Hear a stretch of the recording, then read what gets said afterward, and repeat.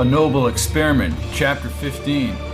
Grunk and Paris had just finished dinner and were discussing aspects of the Earth expedition with Gorf Gubston. They were in a large room with traditional Mergendoff oversized furniture. An interesting society, this Earth, said Dorf Gubston, pointing his index finger toward the other two dwarfs.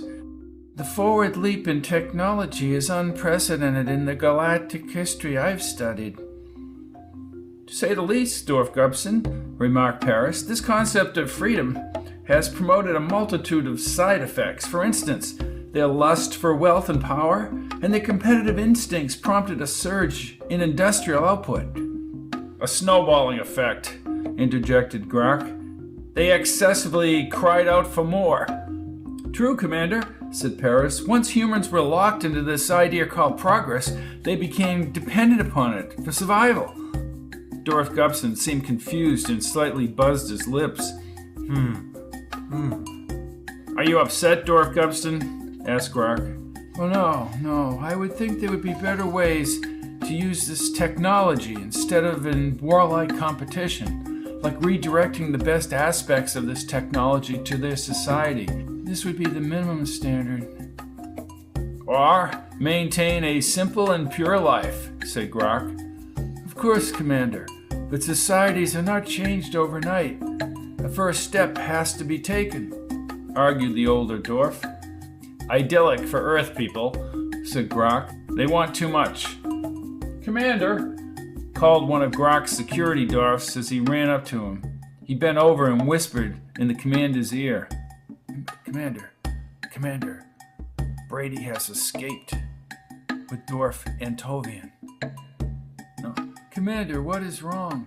Asked Dorf Gubston. A minor problem aboard my vessel, said Grunk. Surely a minor problem can wait, Commander, Paris complained, putting his hands on his hips. No, it can't, insisted Grunk as he turned and began walking toward the doorway. Paris, please come with me, he ordered as he stomped from the room. Excuse me, Dorf Gubston. Paris excused himself and ran from the room, still not understanding Grunk's impulsive behavior. Commander, he said as he caught up to Grunk, why were you so rude to Dorf Gubston? Brady has been taken from the vessel by Antovian, Grunk told him. They ran down the station corridor to the main vessel. I find that highly unlikely, Commander, said Paris. Antovian is a trusted officer. Like it or not, Paris, they boarded a tram some time ago. Assemble 5 security dwarfs in the excursion vessel. Have them put their flutons on minimum setting. Minimum setting? Brady's act warrants death, Commander. Grunk stopped and turned to his second-in-command, his eyes surging with anger. This is my problem, Paris, he said, seemingly obsessed by all that he had done. I will solve it in my own way. They had moved into the cone tunnels, and the two dwarfs, Javik and Method, stood next to a wall of blinking lights. Good luck, my friends, said Javik. May you both be successful. Method pushed the appropriate buttons, and the cones became bright white. Their bodies seemed to become distorted, flowing like a liquid toward the apex of the cone and toward the planet. They merely felt weightless within the brightness as the beams moved into space, indiscernible to any onlooker. Both beams hit the surface of the planet minutes later. But targeting had been imprecise, landing them some distance apart. Brady appeared on a dirt surface in the middle of the village. This human, with his dwarfian features, gazed at the most overwhelming sight of his entire life, the surface of another world. This world had similarities to Earth, but the sky was bright aqua, filled with bright puffy clouds, even more distinct than the most intricate cumulus clouds on a bright summer's day. The two suns shined dimly on both horizons, producing an eerie yellow-red twilight, even though it was only midday in the northern latitudes. The foliage was light blue, varying sometimes into a navy blue on the smaller bushes. The leaves looked Earth-like in shape, although not similar to any variety that Brady knew. Combined with the heightened brown soil, he felt as if he were inside an old cartoon. Nor was this village life unlike some of the unbelievable characters in a cartoon. Spider creatures with brightly colored feathers pulled carts of fresh produce. Small gopher beings, apparently domesticated like a dog, had a single pogo stick leg and hopped through the crowds. The dwarfs, unaware that Brady was an alien among them, passed by him, going about their normal business. He looked like one of them and was dressed in similar, simple clothing. No mechanization and no excess. Brady's initial impressions were quickly overshadowed by the fact that he had landed alone. He scanned the village, but there was no sign of his Dwarfian friend. And there was no way he could function in this strange world without Antovian. It was just too different, too fundamental, and too simple. Feeling panicky, he darted to his left and into the street. He grabbed the first dwarf that he saw on the far side of the road and spoke like a man afraid for his life. "You, where am I? Where am I?" he said, gripping him tightly. "Are you ill?" asked the villager, not accustomed to such outward expression of emotion. "I'm lost. Look, pal, I was with a friend. We were all separated." "You look frightened," said the dwarf as he put his hand on Brady's shoulder. "I am. Now where the hell am I?" "Hell?" asked the dwarf as his lips buzzed. Perhaps he had never heard the word. "You are in Wawi, of course." Wawi, right. "Now where is he?" asked Brady, tapping the dwarf's shoulder and running down the busy street.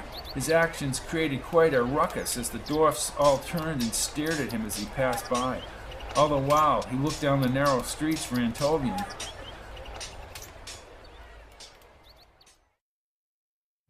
Grunk and his dwarfs were preparing to dock an excursion vessel from the larger ship, simultaneously with the tram. Wasting no time, Grunk led them inside the tram, surprising the unsuspecting Javik and Method. "Where are they?" shouted Grunk, drawing his fluton and setting it on maximum. "I don't understand you, my friend," said Javik. "We are on a routine inspection of the tram bed," said his cohort. "I know why you're here. You sent them to the surface," he accused them as his eyes grew berserk with anger. "You have invited the death penalty for me." "Commander, you are under some kind of misapprehension," said Javik. "We don't know what you are speaking about." "Commander," said one of the security dwarfs as he came from the other room, "a hidden transportation cone." "Oh, you know nothing, do you?" Grunk raised his fluton and Paris lunged toward him. His second-in-command was not quick enough. In an instant, the two dwarfs were wiped from view. Paris, stunned by such blatant behavior, grabbed his commander by the shoulders. "Grunk, you just killed those two dwarfs!"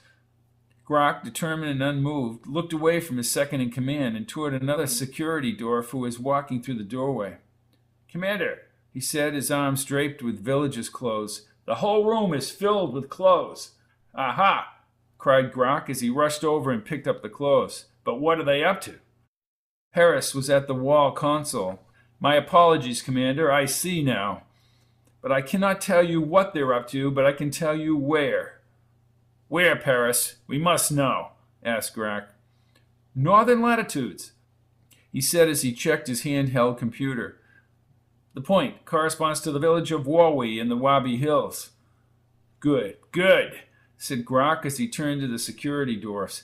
"Everyone change into native clothing." "Commander," said Paris as he walked up to him, "you aren't going down to the surface, are you?"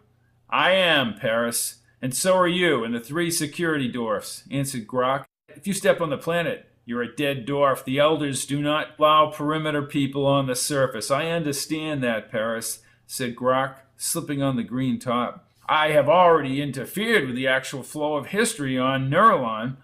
I have used a memory processor on the human, and I've killed another with it, and taken another human into space. Now that human is on Mergendorf. That is sacrilege. In other words, Paris, it doesn't make much difference what I do right now. If I can get Brady back here, I will have salvaged all our lives," he said as he turned to one of the security dwarfs. "Crossum, you will stay here and operate the controls. We'll send a communication signal to you to bring us back. Is that clear?" "Yes, Commander." "I suggest that we use one cone separately, Commander," said Paris. "My computer shows a 5-mile dispersion." "Very well, let us hurry. The sooner we get that human back, the sooner we'll be in the clear." On the planet's surface, Brady was positive Antovian had been killed on the journey. It was his belief that he would be destined to stay on this foreign planet for the rest of his life. In complete fear, he began stopping everyone now, and the fundamentalist dwarfs were becoming suspicious. "I've been down here from the perimeter. Are you people stupid?" Perimeter, what is perimeter?" asked the female dwarf with a young child. Up there," Brady said, pointing to the sky. A crowd of dwarfs had gathered around him and began to snicker at his words. "I see nothing but the sky and the sun," said the E-dwarf's mate. "My friend, Antovian, we came down together," insisted Brady, looking for Antovian as he spoke. "And your friend disappeared?" asked another. "Gone back to your perimeter?" Brady's mind snapped. "Look, you race of fools! I'm a human being! I'm here!"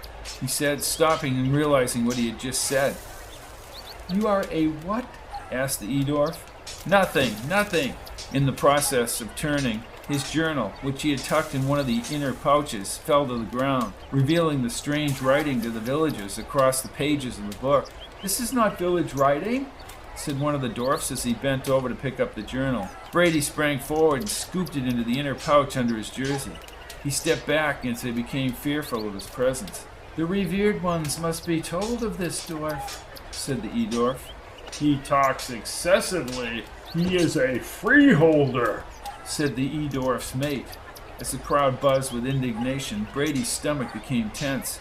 But soon his fears were quelled when he heard his friend's voice telepathically. "Brady, I am here, running by the spreading tree." Brady turned as if he had actually heard the voice verbally. To his right, Antovian was advancing in the crowd. "I shall take him away," shouted Antovian as he pushed his way forward. "I am taking him to the revered ones." Antovian reached the center of the circle, still concentrating on Brady's thoughts. "Antovian, where have you been?" "My friend, I think you need my assistance." "No kidding. These people are ready to drag me out of here." Antovian led Brady through the crowd, as if the human were a little lost child, and they trekked down the main road. When they had the chance, they ducked into one of the alleyways between the blue thatched buildings. Antovian led him to the light blue hills that overlooked the village. When they reached the edge of the forest, Antovian waited for the fatigued Brady to reach him. "I'm not used to this added weight," said Brady, panting. "I dare say they did not understand you back at the village." "Yeah, they thought I was nuts, but I was scared, Antovian," confessed Brady. "To them, you do not appear to be insane. They have absolutely no knowledge of space or primitive people. You could say that we have just contaminated the planet. With knowledge, I mean. I don't mean the fact that you're an alien." "I understand, my friend," said Brady. "I trust you." Antovian pressed his lips together. "I have tried to be worthy of your trust, but," he said as he noticed Brady was peering back at the village. "Brady, you're not listening." "Oh," he said, looking back. "I was wondering why they called me that word." "What word?" "Freeholder." "Yes, that is part of what I have not told you. Let us go to the encampment and I will explain the rest." "Encampment?" "The encampment of freeholders." "Ah, the $1,000,000 word. What's going on down there?" he asked, waving his arms toward the village. "You are using me." "Yes, I am a renegade agent." "What? What about Valrain and all the other things you told me?" "I will get you to Valrain and keep my commitment to the freeholders. You see, this place is at war amongst itself, and the freeholders' success is your success." "I don't understand." "Soon all the freeholders will mass together and move toward Valrain. And if we find Valrain..." "You don't even know where Valrain is?" Brady asked incredulously. "I will explain more. We must go. There may well be villages in the hills." Antovian scurried up the side of the hill, followed by the dependent Brady. Brady was not altogether surprised by what his Dwarfian friend had told him. Despite the deception, Brady knew Antovian was his only key to finding the elusive Valrain. Antovian reached the top of the hill and once again waited for Brady's trek up the final few yards. "All right, Antovian, just what is your planet fighting? And what else haven't you told me?" That is it, my friend. I feared you would not believe me, and I need you to find the exact location of Bahrain. You said a hearing would be possible. A gamble. My contacts have arranged it, you see. Meetings with the revered ones are few and far between. Unless you break the law. The revered ones can send those who qualify directly to Bahrain. The only problem is the route. That is what we will find with our instruments. I understand that, but why would you team up with the renegades? They were trying to take over Earth. I saw it in my blackout. No, that's not the way it happened. The renegades were trying to contact Earth. They want to share their knowledge with the lower cultures, eliminate disease, hunger, and rich living, and save the ultimate destruction. They are not enemies. The elders of Bahrain are the enemies of freedom and self-determination. And the freeholders? He asked as he looked into Antovian's black eyes. They have to hide. All over the planet. Communications are primitive, and the attacks from villagers are frequent. Do you have weapons? Only spears and bows. This is confusing. Why don't the renegades just try and get through to Earth? It is not that simple. Renegade is on the far side of the galaxy. They have other worlds to contend with. Earth is one of thousands of planets. The only way to get to Earth is to go to Bahrain. If it means tricking the revered ones, then so be it, said the telepath as he paused and put his hands on his head as he concentrated. Villagers, they are approaching. Villagers? Exclaimed Brady as Antovian helped him to his feet. Yes, already on the slopes. We have to leave the trail and travel through the woods. They ran from the ledge into the thick of the forest. Minutes later, they were out of sight, and a patrol of villages numbering close to 20 dwarfs stomped on the granite. Armed with long-pointed spears, clubs, and longbows, they assembled in front of their leader. We know the Freeholders came this way, said the leader. We must defend the law. Tilson, bring your dwarfs around the side of the ridge. We will go straight up through the woods and rendezvous with you on the other side. Are you taking prisoners to the revered ones? We have no time. Kill them and burn the bodies.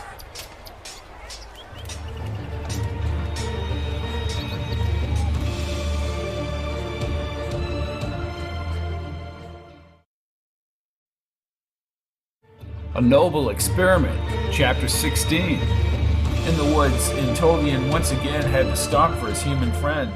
By now, Brady had muscle cramps and was limping forward.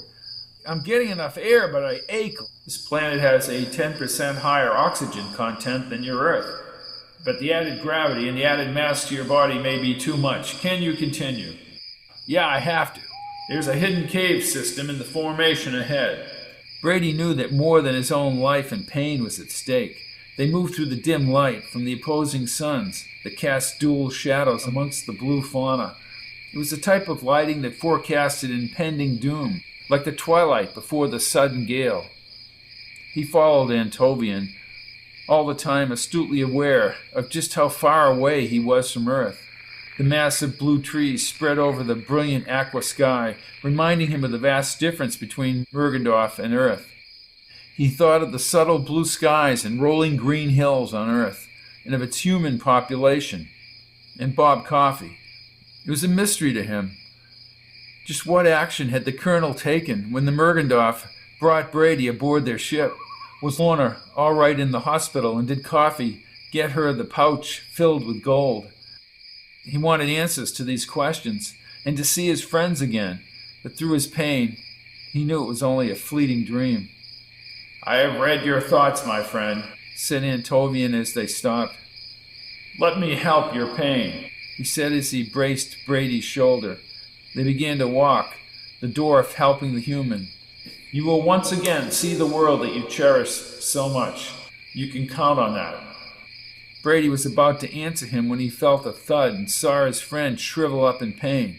The dwarf's black eyes froze, and he shrieked like a frightened deer. Oh! He fell to the ground with a spear embedded in his back. Antovian! Screamed Brady as a scout from the patrol was now running directly toward him and his stricken friend. He had no time to think, and pulled a spear from Antovian's back. The ink blue blood dripped from the spear point and onto the ground, and his thoughts flashed back to basic training. Camp Pendleton, 1956, the Marines. The Marines of a country that was light years away.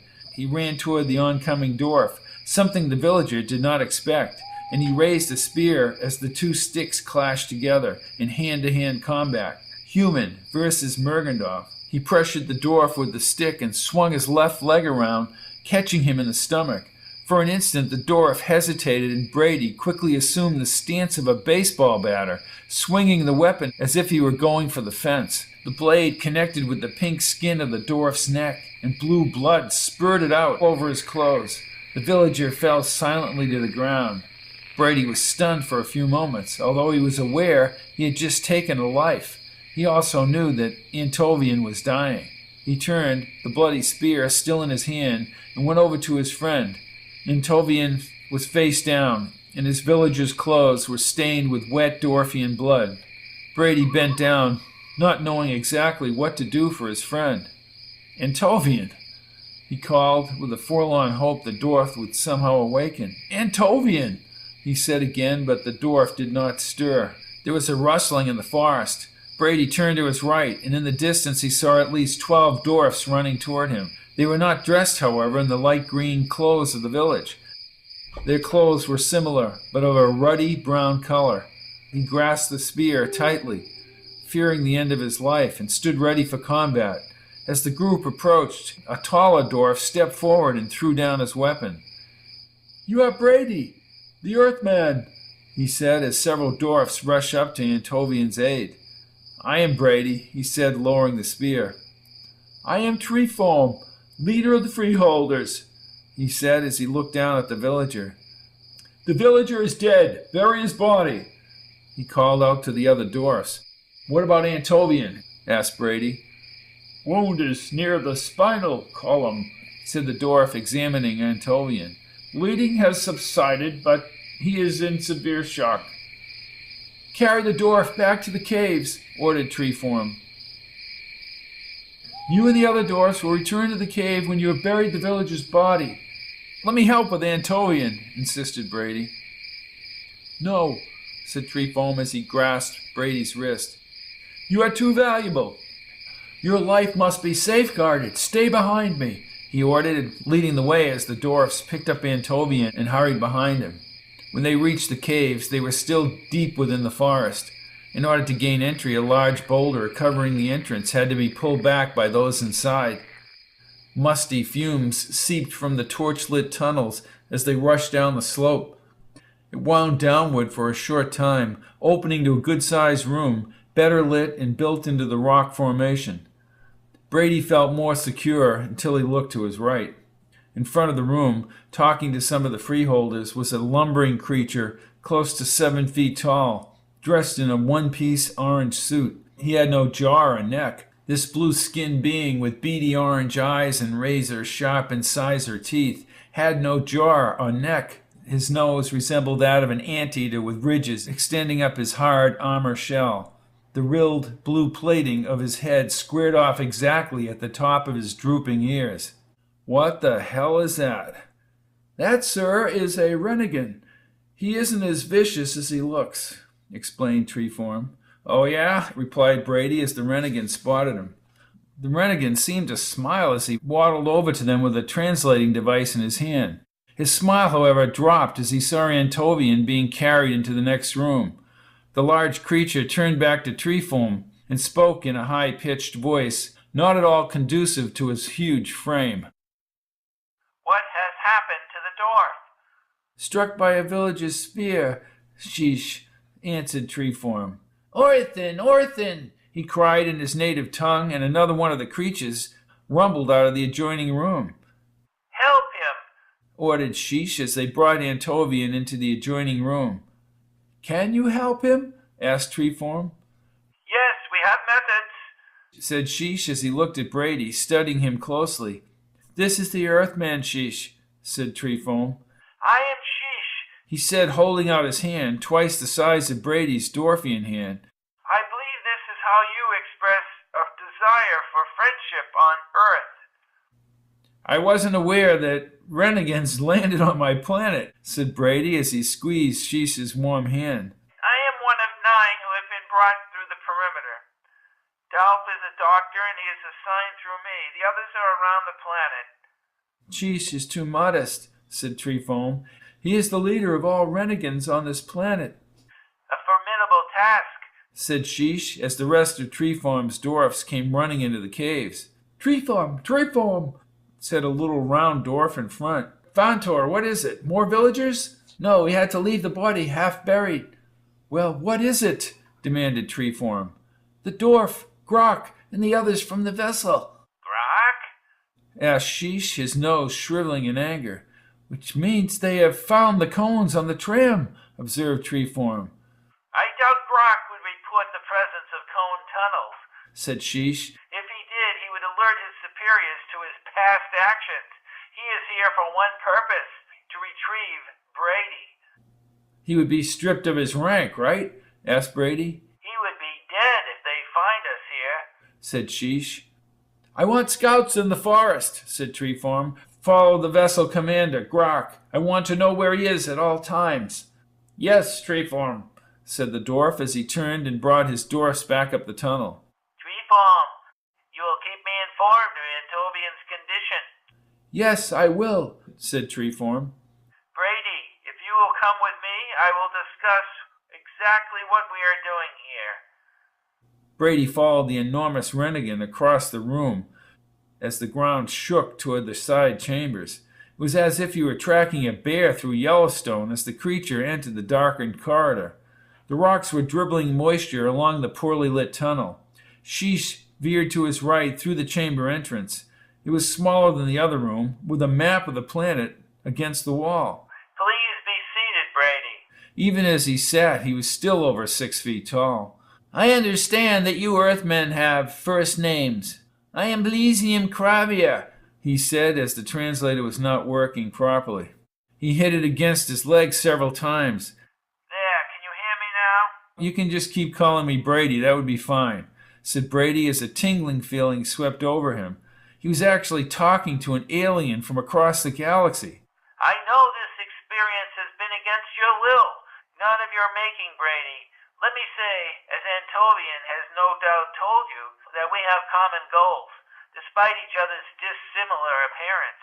We must find out the best-kept secret in all of Mergendorf history, and that is the location of the Elders of Lorraine. That is the key, pure and simple. Thousands from across the planet have already begun movements to solidify their divisions, and when we find the exact location, we will move against it. How can they keep that location secret? People have been there, right? Yes, but travelers to Lorraine are surrounded by energy fields. No one knows where they are taken. Some may never return, but it is certain that those who do return report nothing. They have their memories. Their memories are vacant when it comes to the location of Lorraine. They remember the relevant facts, but not the location. I am suspicious, Sheesh. Of me? No, of these revered ones. Antovian told me his contacts have arranged a meeting with them. Why would they grant such a meeting to strangers? First, the contacts that he spoke of are respected villagers who are, in reality, freeholders, those who want self-determination for the planet. The revered ones have sanctioned a meeting between the contacts' positions. The renegades seem to be a powerful race. Why don't you just bring your fleet to the Mergendorf? Our fleet is inferior. Mergendorf ships outnumber us in total strength, and the perimeter itself has defenses. There are barriers between the supports, and each station has powerful Fluton defenses. Who knows what defenses surround the planet? He said, his eyes a vigorous bright orange. We have been unable for centuries to match their maneuverability, their speed, and their power. We can harass them, but nothing more. Remember, the entire perimeter exists for the sole purpose of defending the Valerian principles. They will fight to the death. Maybe in perhaps 1,000 years, we could make some headway. 1,000 years? Then you can see why we have chosen to infiltrate. This is the policy of my government, to stop the erosion of the planets like this one. Or in another way, your own planet. And your planet is destined to self-destruction, the war of undoing, because of Bolerian principles. The Mergendorf, trapped in thousands of years of rigid conformity, cannot understand this. How is this conformity enforced? Unlike Renigan, Mergendorf takes its young at 1 year of age. They begin indoctrination with the memory processor. When all is complete, they are returned to the village and set in their ways. Very, very effective. I'm familiar with that memory processor. There must be somebody who questions, argued Brady. Of course, but they are descended upon by the group and brought to the revered ones, and in turn give them another dose of the memory processor. Some are deemed misfits and they never return. Dead? Maybe. Nobody knows. Aside from this, one fact remains. The system must be changed. I do not know how or when it started, or why. I am a renegade, believing in self-determination. I, like my race, are willing to share my knowledge with a developing culture. I respect life more than laws. I have seen the results of Mergendorf in action. Conventional and biological wars, hundreds of other self-destructive wars. We have been helpless until now. If we are successful, all creatures in the universe can progress together. It is vital for the well-being of one and all. Is it? You sound like a dwarf, said the renegade. Progress must have guidelines and, most important, leadership. If these ingredients do not exist, progress will run rampant. Certain barriers will not be crossed. I understand what you say, Brady, said Sheesh as Treeform stood in the rear of the room. Yes, Treeform. The dwarf stood silently, apparently saddened. It's Antovian, isn't it? Said Brady as he stood. What is wrong, Treeform? It is Antovian. Yes, he has died, and... What? I said he died, but they have brought him back to life with the renegade expertise. The renegade Fleaver is now trying to grow new organs for Antovian. However, he doesn't have the proper facilities. Of course he doesn't, said Sheesh. Even aboard our express flyers, we have minimum facilities. You can grow organs? Asked Brady. Yes, of course we can. With the proper cellular structure, what else can you do for Antovian? The revered ones. They have the ancient power, said Treefoam. They can save him. Ancient power? Asked Sheesh. They have the power to save life? It has been done in the past. Have you ever known anyone whose life has been saved? Demanded Brady. Well, I really haven't. It's a legend, said Brady cynically as he turned to the renegade. We have no choice. He will die anyway. The meeting with the revered ones is only 10 hours away. Both suns will be set by then. I want your best men to accompany them, Treefoam. You will bring Brady and Antovian to the learned ones under their new identities. I will tell Brady what he needs to say.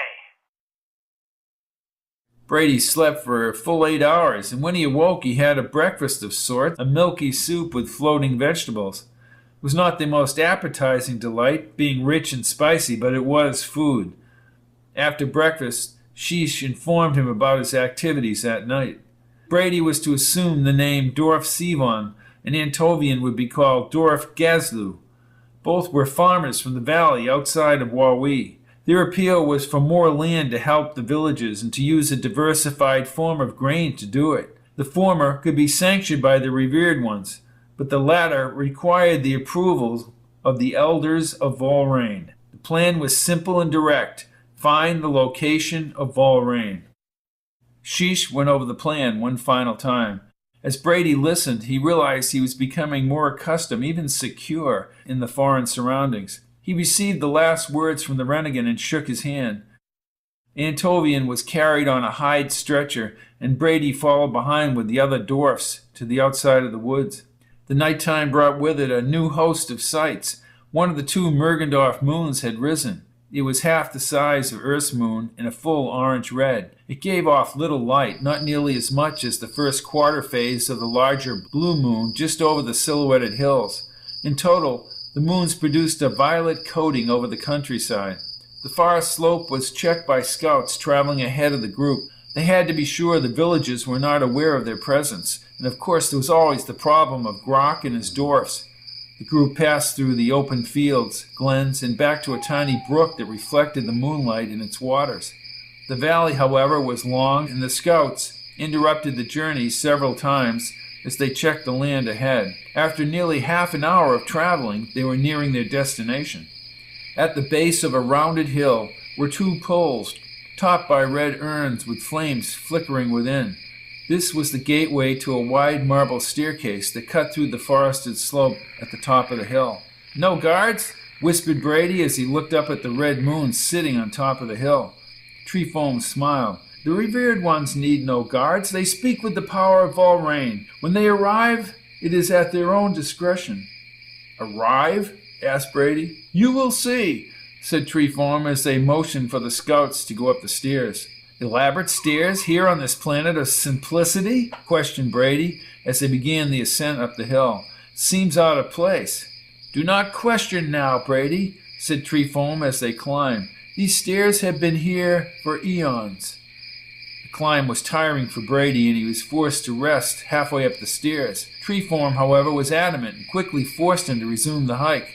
Brady gritted his teeth as he climbed behind the Freeholder leader. At last, they reached the barren summit. It had been cleared back to the beginnings of the slope and covered by one massive slab of marble. Brady had expected an elaborate structure for the learned ones. Rather, he saw a 50-foot-high white-framed cube that was absolutely empty. They stepped onto the slab, and Treefoam moved forward. "The learned ones will... What is this?" interrupted Brady. "All I can see is a hollowed-out cube. We will have to summon the revered ones," said Treefoam. "And just how do we summon them?" Treefoam opened his mouth and was about to speak, but he was silenced by voices coming up the stairs. "Everyone stop!" yelled a voice from halfway down. "This is Commander Grunk speaking. I have flutons." "Bring Brady and the dwarf over to the cube, now." "But what do I say?" asked Brady as he crossed the slab. Treefoam ran up to Grunk as he hurried up the stairs. "You say, Brady, I beckon the course of things to be and choose the elders my course to see," said the leader. "Now get over to the cube now." Brady ran over to the stretcher, which had been placed inside the empty space. Treefoam joined the others in the woods along the slab. Brady could hear Grunk yelling, and he looked skyward. "And you all will stop at my command. You will all be killed by a wide dispersal beam." I beckon the course, he said as Grunk came over the upper staircase. "I beckon the course of things to be, and choose the elders my course to see." "Brady! Brady!" shouted Grunk as he pointed his fluton and fired. The red fluton energy crossed the night air but bounced off the cube. The empty space had been filled with a gold, intense light swirling like a tornadic storm. Incredibly, the fluton light was reflected backward. Grunk and his dwarfs, coming up on the slab, dove to their stomachs to avoid getting hit. "I'm afraid we are too late, Commander," said Paris as he reached Grunk. "No, they have to come out of that cube sometime, Paris," insisted Grunk. "What about the villagers?" asked Paris as he pointed toward the woods. "My struggle is not with the villagers, Paris, it is with Brady. And when he comes out of that cube, I will kill him once and for all." Almost instantly, Brady, kneeling next to Antovian, found that he was in another place, perhaps another dimension. The ground, extending to the horizon, was a stark white. Above them, lighted by an undefined source, was a magenta sky. Stiff breezes whipped back his dwarfian hair and the sheets covering his ailing friend. They seemed so alone. "You spoke of the word of the ages," said the creaky voice to his rear. He turned and saw 5 aged dwarfs, their hair an unbelievable light orange and their faces extremely wrinkled. They wore a flowing blue robe tied at the waist with a red sash. "We are the revered ones of Warwick. You are Sivon and Gazlu." "How did you know?" asked Brady as he walked through the wind toward them. "We have expected you. Your friend has been injured," asked the dwarf in the center. "Yes, you must help him or he'll die. He's been wounded by a Freeholder's spear, and I have been told that you have the ancient power to heal him." Does his living aid the virtues of Volraine? Brady was silent for a few moments. Inside, he was boiling and wanted to lash out at their disregard for life over the laws. Yes. As you know, we wish a hearing at Volraine if you will allow us to use another sector of land. We want to bring forth another grain to feed the villagers. And this dwarf can help in this effort. Yes, he can. We will save your friend. Your request for land has been sanctioned, and a hearing with the elders has been granted. The revered one on the right stepped forward and waved his hand through the air. The air turned warm and moist, and the area around them beamed very bright. He stepped toward Antovian and ran his fingers along the injured dwarf's back. To Brady's astonishment, a blue electric current of some kind spewed from the learned one's fingers as he moved them from Antovian's back to various other portions of the dwarf's body. When he had finished, he nodded his head and stepped back with the others. Then the space resumed its normal color and humidity. Antovian, still on his stomach, opened his eyes. He rolled over and sat up, not knowing what had happened. He stood and bowed to the revered ones. Long live the elders. I am eternally in your gratitude. You may go back with your friend, Gazlu. We have granted you a hearing with the elders of Volraine, said the dwarf in the center. Antovian attempted to read his mind, but his thoughts became blocked by modulating signals that confused him. He moved back with Brady, who was still flabbergasted by the way they had healed his friend. How did you heal him? You ask strange and unimportant questions, Seymour. He is healed. Is that not enough? Then the elders, said Antovian, they have agreed to hear our request to use the grain. Your request will be heard. We are ready to journey to Volraine, stated Antovian. It shall be done, said the center one as he spoke for the group. You will step onto the Iao road as the Jambian suns rise tomorrow. You will travel 1 full day, reaching the river at the forest edge next to the plain of Iao. Gruckens have been instructed as to your needs. The Gruckens will bring you the rest of the way. You will wear the dashao, he said as 2 white bands appeared in their hands. He walked forward and handed the dashaos to them. You will wear these around your necks until you reach Volraine. You may put them on at this time. What happens if we take them off? Asked Brady blatantly as he snapped the dashao in place. The revered ones, used to strict compliance, were taken aback by his question. What he means, said Antovian. You will be vaporized, said the revered one, as Brady's eyes flamed with displeasure. The bands will assure a protective barrier for your safety. Are these words not clear to you? They are clear. We will return you now at this time. What about Grok? Asked Brady. Grok? Asked Antovian. He and his security dwarfs are right outside the cube. What? Revered ones, we have one final request. Granted. Outside, our enemies have followed us to the top of the hill. Very well. We will allow you 500 steps down the stairway. Antovian smiled graciously. You are both compassionate and wise. May your journey be beneficial to the law of Volraine, said the center dwarf as he raised both hands into the air.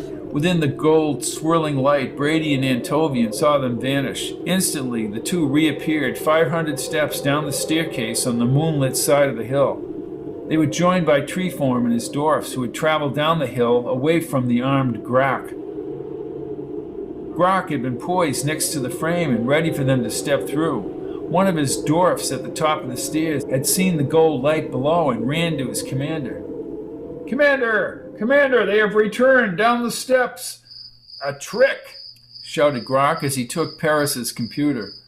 Yes, you are right. 2 life forms and others in the woods. Hurry, fire at my order. Paris looked at his computer and then quickly grabbed Grok's arm. Commander, there are over 40 dwarfs down there. If we fire, we may kill half of them. Word will spread, and everything will lead directly to us. Our only course can be pursuit. Let us follow them and bide our time until the opportunity presents itself. Reluctantly, Grunk nodded his head in agreement as they rushed toward the stairs. Below, Brady was running next to Antovian. I don't like it. This is too easy. They just let us come down here and then they give us a free ticket to Vorrain? I told you, the ones of the village are trusted. The revered ones have no reason to doubt their words. Just the same, they aren't stupid. I don't like it. I have an instinct for these things, Antovian. Inside the dimension of the framed cube, the revered ones spoke to each other. We will communicate our thoughts to the elders now, said the healer. We want to know the Earthman's feelings. Yes, we must know that the lure has been set and the Lucian awaits his fate.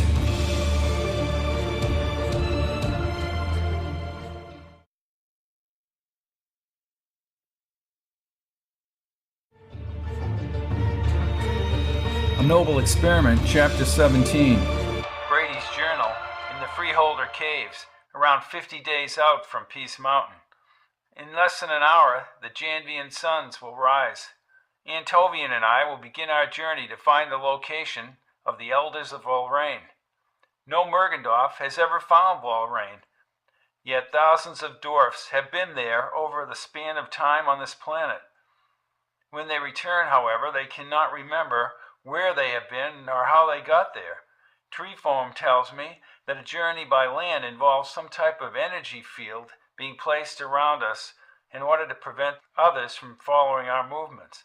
Nevertheless, with a single Rennigan computer, the size of a transistor radio, they will begin to track us and the movements of the field itself. Messages will convey this information to the freeholders around the planet, who have already begun to travel in the direction of the plane of Iao. The elders care very little about what I have to say about the planet Earth. I'm sure when they take Vorrain, I will be able to return to Earth and get to Bob Coffee. Together we can take well-calculated action to warn our people of the Arpeg and its consequences for August 31st, 1992. Perseverance, Lorna. Brady looked over his shoulder, and Rennigan Sheesh was staring at his writing. I do not understand what you have been writing, he said into his translator. It's a journal of sorts, Sheesh. I've kept a written record of my experiences. As I thought, a very commendable venture, this writing. It has all but vanished on my planet. With our electronic devices and verbal communications, we have left writing behind us. Then you've lost a valuable and singular form of communication, said Brady. I'm afraid we have. Something we could learn from your Earth, said Sheesh as he paused. Messengers tell us that we have 1,000 freeholders, and we are less than 25 miles from the plain of Iao. They have been ordered to wait until you and Antovian have made your journey to the Grunkans. They will, of course, have arrived by then. Just how many dwarfs do you expect to have when you reach Vorrain? Estimates are over 500,000. But we will be able to track your progress. That's what I just wrote in my journal. We have a long day's journey ahead of us, Sheesh, he said as Antovian entered the room. Are you ready, my dear friend? I am ready, said Brady, tucking the journal into the pouch under his upper garment. Are your instruments functioning properly, Sheesh? Asked Antovian. Yes, all is set, replied the Rennigan. The scouts have already set out and the patrol will bring you just outside the Iao Road. Good. I don't want any surprises from Grunk. Our computers show no sign of Grunk or his dwarfs. More than likely he is in the village with the other dwarfs in order to avoid detection. Our scans will be relayed to the approaching freeholders, correct? Yes, my friend. You must calm yourself. Remember, you have 500,000 dwarfs behind you. I am sure that Vorrain is not without its defenses, said the thoughtful Antovian. Nor are we without our defense of freedom, retorted the Rennigan. Now be off. The suns are about to rise. Good luck, my friend. he said, putting his massive hand on the dwarf's shoulder. And Brady, we will meet again in Valrain, Added the Renegade as he shook hands with Brady. Brady was still quite apprehensive, but he had little choice in the matter at this point. He followed Antovian through the tunnel and up the slope to the outside. The Freeholder dwarfs moved the rock back as the first light of day broke over the still landscape. The air remained cool, and the breath of the dwarf steamed in the pre-dawn light. Brady looked through the forest toward the far horizon in search of Grunk as one of the suns popped over the hill. Grunk and his dwarfs were in the village. Everyone was sleeping except Grunk. The commander had been awake for some time, awaiting a signal from the computer that would indicate life forms in the hills. A bright orange light flashed and Grunk looked up from the tiny screen on his device. "Paris!" he yelled, pushing his second-in-command. Paris awoke and got to his feet. "A signal, Commander?" he asked as Grunk handed him the computer. "Yes, up in that direction," he said, pointing toward the hills to the right. 10 dwarfs and the Earthmen, that's it," said Grunk. "Everyone up!" They are heading toward the hill of the revered ones, turning toward the plain of Iyao. "Good, let us go and get this problem over with." The Iyao road was light red amidst the heightened brown soil around it. It commenced at the far side of a footbridge over a small stream. From the bridge, the road moved north along the side of the rolling hills. Brady stopped on the bridge and looked into the shallow blue water. "What are those glowing things?" he asked. "I believe they are similar to the fish on your planet, although these animals are much more gullible. They can be trapped very easily." "Really?" smiled Brady. "What are they called?" "They are called lushfins." "I wonder if they're biting this morning," laughed Brady as they crossed the bridge. Immediately when they stepped onto the red clay, the invisible field sprung into place in a wide area around them. Brady was still suspicious. He turned and asked one of the freeholders to come forward. The dwarf crossed the bridge with his arms slowly outstretched. When he reached the far side, he knocked on the invisible field. Antovian turned to his friend, gripping the dachau, and he raised his blue brows. "Satisfied, Brady?" "I suppose." They waved to Treeform across the bridge and headed down the road, soon fading into the distant valley. Grunk and his dwarfs moved across the bridge over the stream. "The field is moving at a walking pace, Commander. And Brady?" "I assume they are both in that field," said Paris. "And we can break this field. It is tripolar in origin and originating from the Revered One's hill. We could break it, but that would alert the Revered Ones." "How I wish," began Grunk. His face reeked with frustration. "Wish what, Commander?" "How I wish I never chose to bring that human Hank Brady aboard my vessel so many years ago." Hours had passed. The suns, always in their twilight positions, cast their rays across the shadowy landscape. Brady and Antovian had chosen to rest on the light green granite rock next to the high blue grass of a wide field. Brady was still complaining about the food. "Well, this food is acceptable, Antovian. It's all vegetable. Don't you dwarfs have any meat on the planet?" "Killing animals is considered an excessive act. I have tasted animal meat, though. It is not very good." "Well, when I get back to Earth, I'm going to sink my teeth into the juiciest steak, some baked potato. I can almost taste it." "Look, over there," said Antovian, pointing across the field. "Grunk? Grunk?" shouted Brady as he sprang to his feet. "No, I'm sorry. I was pointing to the guanaroo in the field with its young." Near the slope of the distant hill, about 200 yards from them, was a slickly built animal with fine, almost fluorescent yellow hair and deep cat eyes. It leaped into the high air, perhaps 20 or 30 feet upward, all 6 legs leaving the ground, and to its rear, 5 smaller versions of the guanaroo imitated their mother's graceful leap. Guana what? Guanaroo. Harmless creatures. They are vegetarians. You know, from my point of view as an Earthman, when I look at this bright sky and these animals, I just can't believe it. If I were to tell them on Earth that I was out here," he said, stopping in mid-sentence as he looked above them. A dark red creature resembling a 10-foot butterfly flew across the sky. What was that? Crescents. A similar creature called a gabdor is used for transportation. Are you rested, Brady? Rested? You bet I'm rested. Let's get out of here. There are 16 hours of daylight left, Antovian told him as they climbed from the rock, and I do not fancy encountering any Grunkans at night.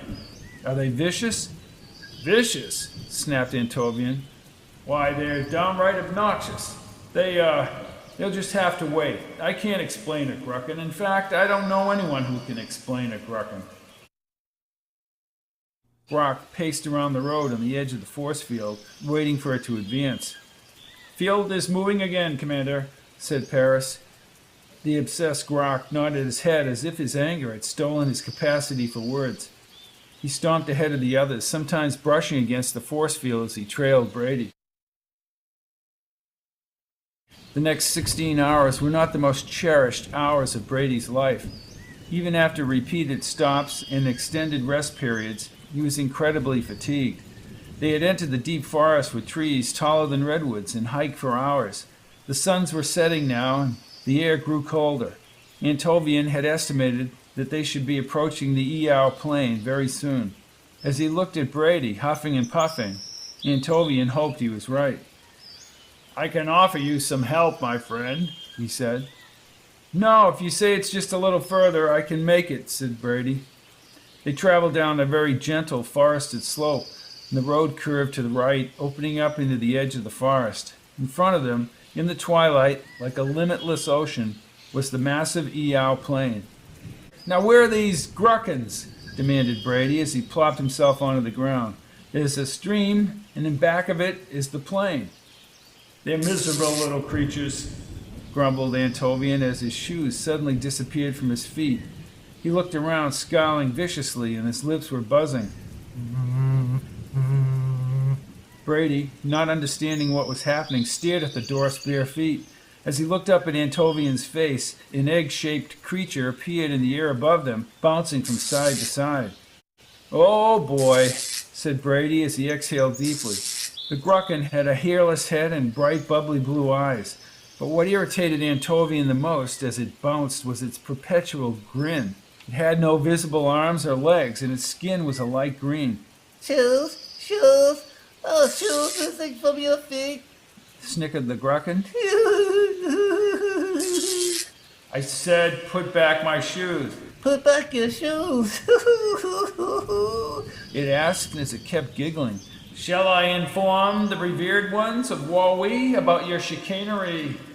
The little Grunkan's smile dropped and he became perfectly still. The shoes reappeared on Antovian's feet. I thought you were a traveler. A traveler to be tormented by your tricks and shenanigans. Tormented? No, I must consult, said the Grunkan, disappearing into the twilight. Aggravating creatures, said Antovian. He had better not return if he and his friends know what's good for them. Beings that disappear? Asked Brady. Sailing around in midair, shoes vanishing, traveling through hollow cubes. You think you have problems. Hundreds of Grunkans began to appear in a wide variety of brightly colored outfits. They were of assorted sizes and positioned in a number of places. In the trees, along the river, on the ground, in the air. From this multitude, a Grunkan, almost as tall as Antovian, moved across the ground with no apparent means of locomotion. I am Janta, the institutor of the Grunkans, he said as he stopped before them. You are in charge of these miserable creatures. We are not miserable creatures, quite ineffectual and responsive to the proper authority, answered the institutor.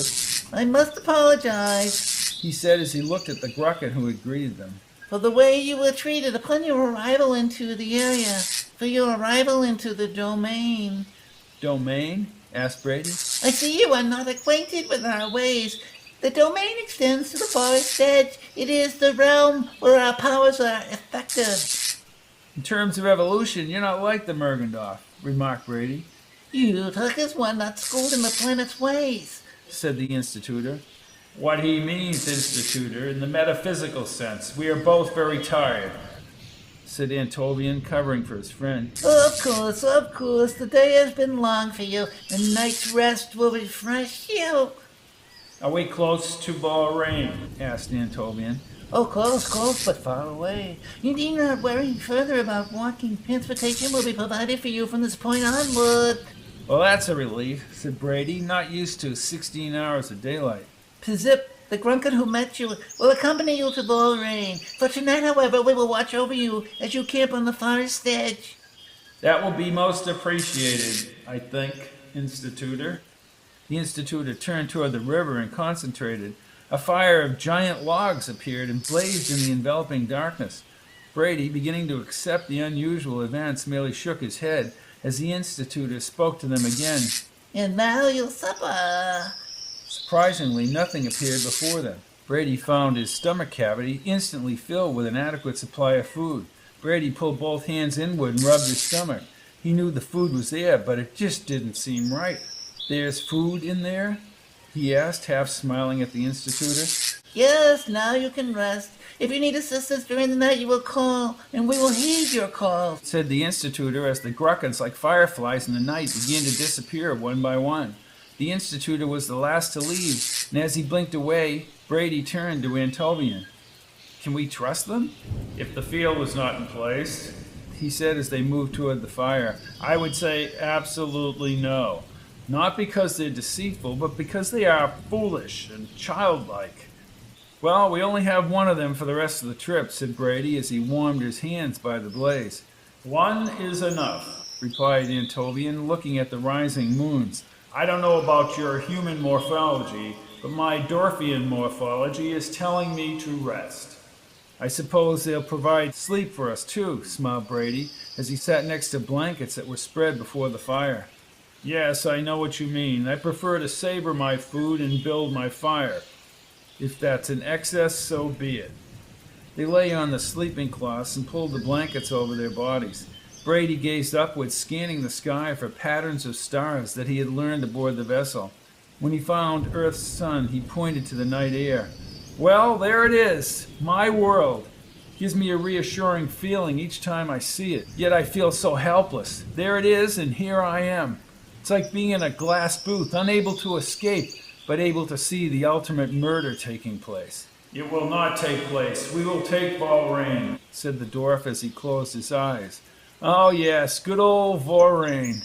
We don't even know what Bahrain is. 500,000 dwarfs is good insurance. But what is Bahrain? Asked Brady. And this stopping of all progress? Why this frowning upon consumption? I'd just like to know what happened here that caused such an attitude. It has always been that way, Brady. That tells me nothing. It's all baloney. What is baloney? Asked the dwarf. Let's just say there must have been something which dictated this philosophy. I do not know. I only know it is wrong. We need freedom of expression to reach our full potential, whatever that might be. There comes a time, Brady, when beings, whoever they might be, must dissolve these ties so they can have the rightful place in determining their own lives. I could talk for hours, but I know it's late. Brady was less concerned about Antovian's philosophy than he was about stark facts. Are you sure we'll be safe? I don't like the idea of Grunk lurking out there. The commander has his priorities. Antovian, you're too understanding. I assure you, Brady, that we're safe. The revered ones would not let harm come to us. Grunk and his dwarfs had camped on the edge of the stalled force field. They were below an overhanging ledge and prepared to spend the night.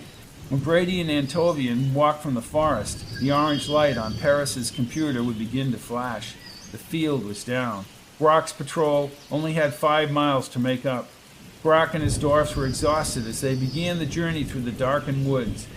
Obsessed, Grunk drove forward over the clay, ahead of his dwarfs as he closed in on his target.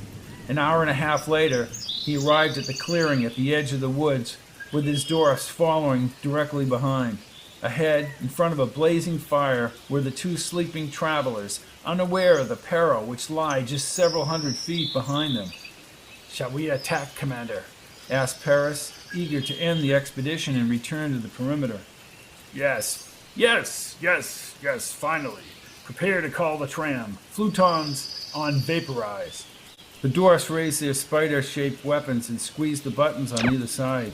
Red energy shot across the air, but to their total surprise, the energy bounced off the rock formation where they had been walking an hour and a half before. The energy caused a slight fire in the underbrush. "No!" shouted Grok, his voice echoing throughout the forest. "Over there! Put out the fire at once!" he ordered, and the dwarfs rushed forward, stomping on the underbrush. "Very unusual, Commander," said Paris as he looked at his computer. "Oh?" grumbled Grok. "I would say that we have been transported by the Grunkans. That aggravation would be very typical of them." "Paris, is there a Grunkan domain in this area?" "Domains are almost impossible to read on our instruments, Commander. I do detect a slight drop in barometric pressure at the edge of the forest." "Well, why didn't you say something before we traveled all that distance?" "Commander, atmospheric changes are not all that uncommon," he said, biting his lower lip. "Can I talk freely, Grok?" "Yes, go ahead," said Grok as he rubbed his eyes.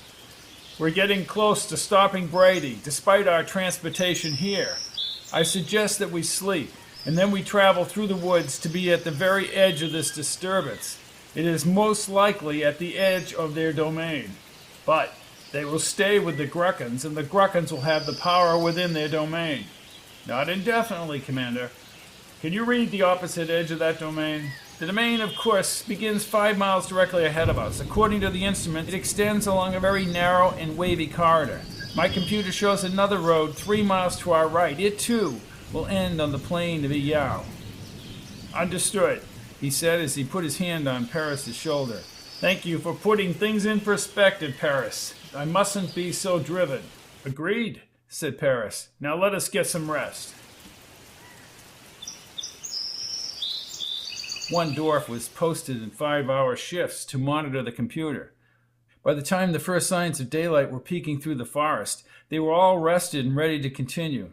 They left the rock area, crossing through the hilly terrain to the road 3 miles to the west. Grok was in so much more control now that he had rested, not nearly as driven. He pushed them all forward. He hurried them down the road in order to gain a good position over the travelers. Less than an hour later, in the early morning light of both suns, they emerged at the top of a large hill, overlooking a valley and another hill below. 1,000 dwarfs spread out before them. "I have never seen anything like this in my life," exclaimed Grok. "A most impressive sight, Commander. But why didn't our instruments sense them?" "They still don't. I know of no such technology, and I am at a loss to explain what they're doing here," said Grok. "It would be like they are massing for some kind of fight. I would advise, Commander, of our disassociating ourselves from whatever's going on and stay after Brady. Until we leave this area, we will not be able to track these life forms." "Then we go after Brady," ordered Grok as he pointed westward. "I would not attempt to move at all, Commander Grok," said a voice to their rear, as a host of sharpened spears were thrust up upon them, the points irritating their flesh. "I am Treeform." Treeform and some of his dwarfs were positioned just behind the main troop body. "Take their weapons. Seems as though that your little quest is over, Commander Grok." Brady and Antovian were preparing for the day's journey. The institutor appeared, neglecting to inform them of the events during the night.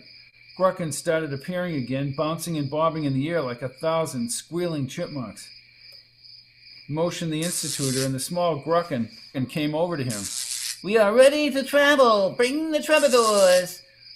"The troubadours! Oh yes, the troubadours," said Please as he looked toward the plain and concentrated.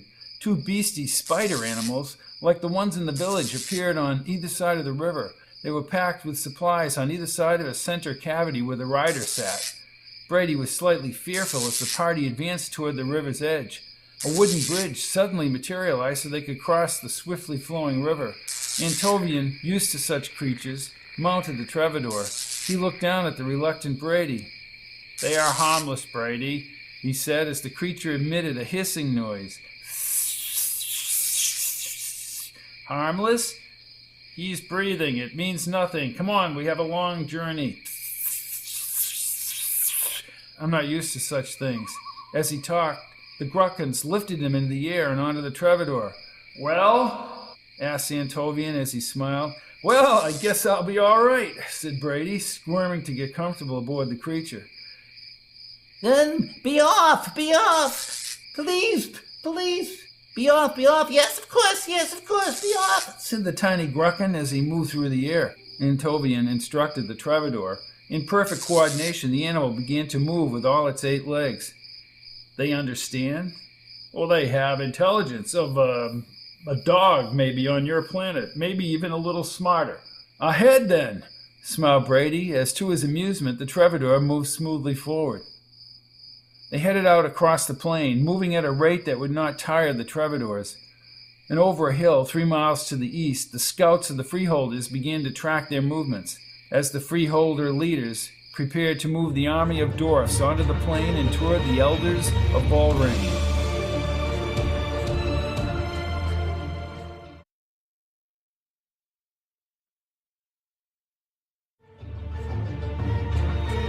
Noble Experiment, Chapter 18. 10 Mergendorf days, almost 16 Earth days, had passed on the grassy plains. The plains extended to the horizon in every direction. Brady at this point was extremely leery of the whimsical Gruckens. The Troubadours were becoming slow and the food supplies getting precariously low.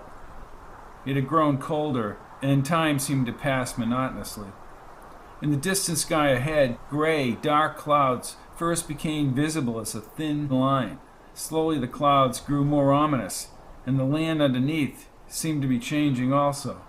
Directly at the edge of the clouds, the land shot upward in a massive gray butte, outlined by endless dark crevices and extending to the horizon in both directions. Are we going up there? Brady asked the Grucken as the temperature kept dropping. In there? In there? Asked the Grucken with a tinge of fear in his voice. I should say no if I knew what I knew. Grucken, we do not need to listen to your riddles, said Antovian from his Troubadour. Are we or are we not going between the ledges? Between the ledges? Oh, yes. Oh, the Troubadours for a while. Then this is the way to Valrain, asked Brady, looking for the dwarfs, but the army was not visible. Treeform and Sheesh had kept them in abeyance. To Valrain, yes, to Valrain, answered the Grucken. Now the air became quite chilly, and both Brady and Antovian had adorned outer fur-lined coats. Over their heads the bright aqua sky was vanishing, giving way to luminous gray clouds threatening like a summer thunderstorm.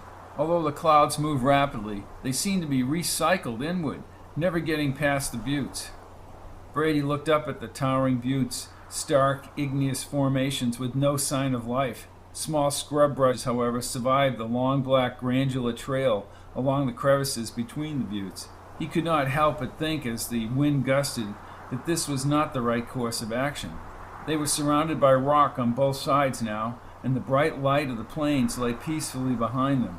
As the Troubadours followed the trail to the right, the plains soon vanished into the cool darkness. The trail moved deeper and deeper into what the Gruckens called the Broken Land. It was darker along the constricted trail, and the resulting cooler temperatures prompted additional layers of clothing. They were rising in altitude at this point, and the smoother buttes next to the plains had reverted into treacherous, jagged peaks. The trail soon became unmanageable for the Troubadours. Brady and Antovian dismounted from the beast and looked down the thousands of feet into the crevice, and then up at the floating Grucken. What now, Grucken? asked Antovian. What now? We wait. The Gavador will arrive. Gavador? Shouted Brady as the wind whipped against his dwarfian face. Like that thing we saw in the field on the first day. Yes, replied Antovian, his face tightened from the cold. We will make it to Valrain, my friend. Brady nodded, half believing him, but folded his arms under his armpits to stay warm. Until that Gavador comes, Grucken, said Antovian, I would suggest a fire. Fire? There can be no fire, he said as there was now a touch of snow in the air. No fire? Shouted Antovian. You listen to me, Grucken. We don't need your tricks. You give us food and a fire. And a fire? Asked the scared Grucken. It is out of the domain. The domain is where the darkness comes. The broken land is so dark. No power against the dreaded forces from Valrain. We will perish. Get hold of yourself, Grucken, cried Antovian. hold of myself, asked the Grucken almost hysterically as it clung to Antovian. I am told to bring you there, but how can I go forward with the powers that have gone? To fall rain, but I grow fearful. The sky is devouring and I grow cold. Suddenly the Grucken let go of Antovian and floated into the air. The powers of the all-powerful. I am fearful. It whined as it shot off into the dark and back toward the plains. Grucken! Cried Antovian into the wind. Grucken! But the Grucken, only a small blister of light, faded into the blackness from where they had come. He's gone! Yelled Brady over the howl of the wind. Now what the hell do we do? We must wait, or we could freeze to death up here, suggested Brady. Look at the trail, my friend, skirting the peaks. Scarcely enough room for our own feet.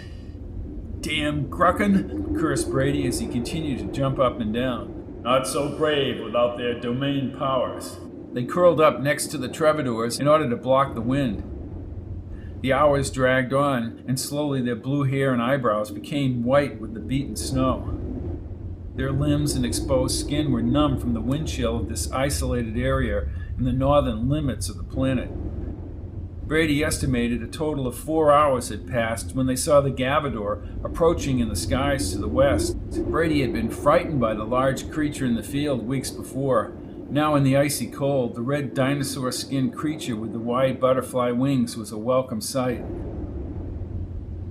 It circled several times, slowly floating backward against the side of the cliff, holding on with its claw appendages.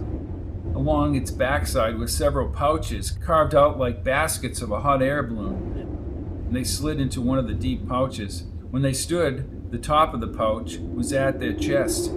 The Gavador seemed to sense that they were safely inside, and it began to rumble its giant wings. The frightened Troubadour scampered down the hill and back toward the plains. With a push, like a swimmer, springing off the side of the pool, the Gavador gracefully soared into the air. Its ribcage expanded and contracted as it rose high into the air near the bottom of the cloud cover. Below, an isolated stretch of inhospitable rock peaks reached into a lonely span back to the horizons. The snow constantly became heavier at this high altitude, and they burrowed into the pouch. How does this thing know where to go? Asked Brady. We could virtually end up anywhere. No, Gavadors are trainable. I would assume that this one knows where to go, said Antovian. Sure. To me, fall rain looks very uncertain, Antovian. Very uncertain. The Gavador flew through the icy blast for over 8 hours. Antovian, once the snow had begun to subside, stood up and surveyed the terrain for the Dorfian freeholders. However, there were no roads, just an array of treacherous mountain passes, snow-covered ledges in an uncertain direction. He ducked into the pouch and shook his head in despair. What do you see, Antovian? Asked Brady. I see that Valrain cannot be reached by land. No dwarf could survive that land down there.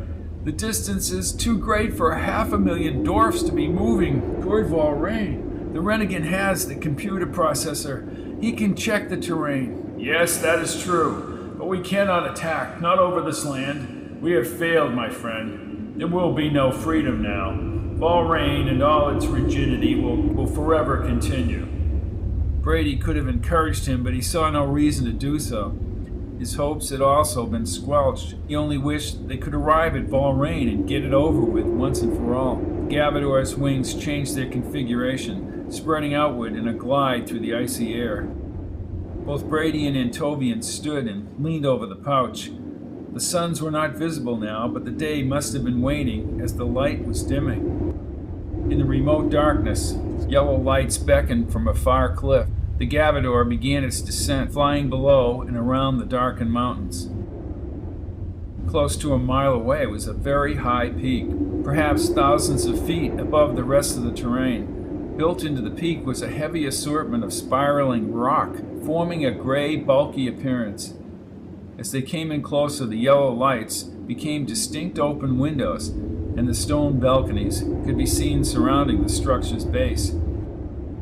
Brady looked into the darkness under the balconies and was convinced for sure the Dorfian armies, despite their numbers, had absolutely no chance of getting to this isolated fortress. "Just a wild guess, Antovian. I think we've arrived at Valrain." "Quite so, my friend, quite so," said the despondent dwarf. The Gavador circled the structure several times above groups of dwarfs dressed in long black coats. The Gavador came close to a cluster of them, stretching out its legs as it slowly glided onto the balcony and grasped its edge securely.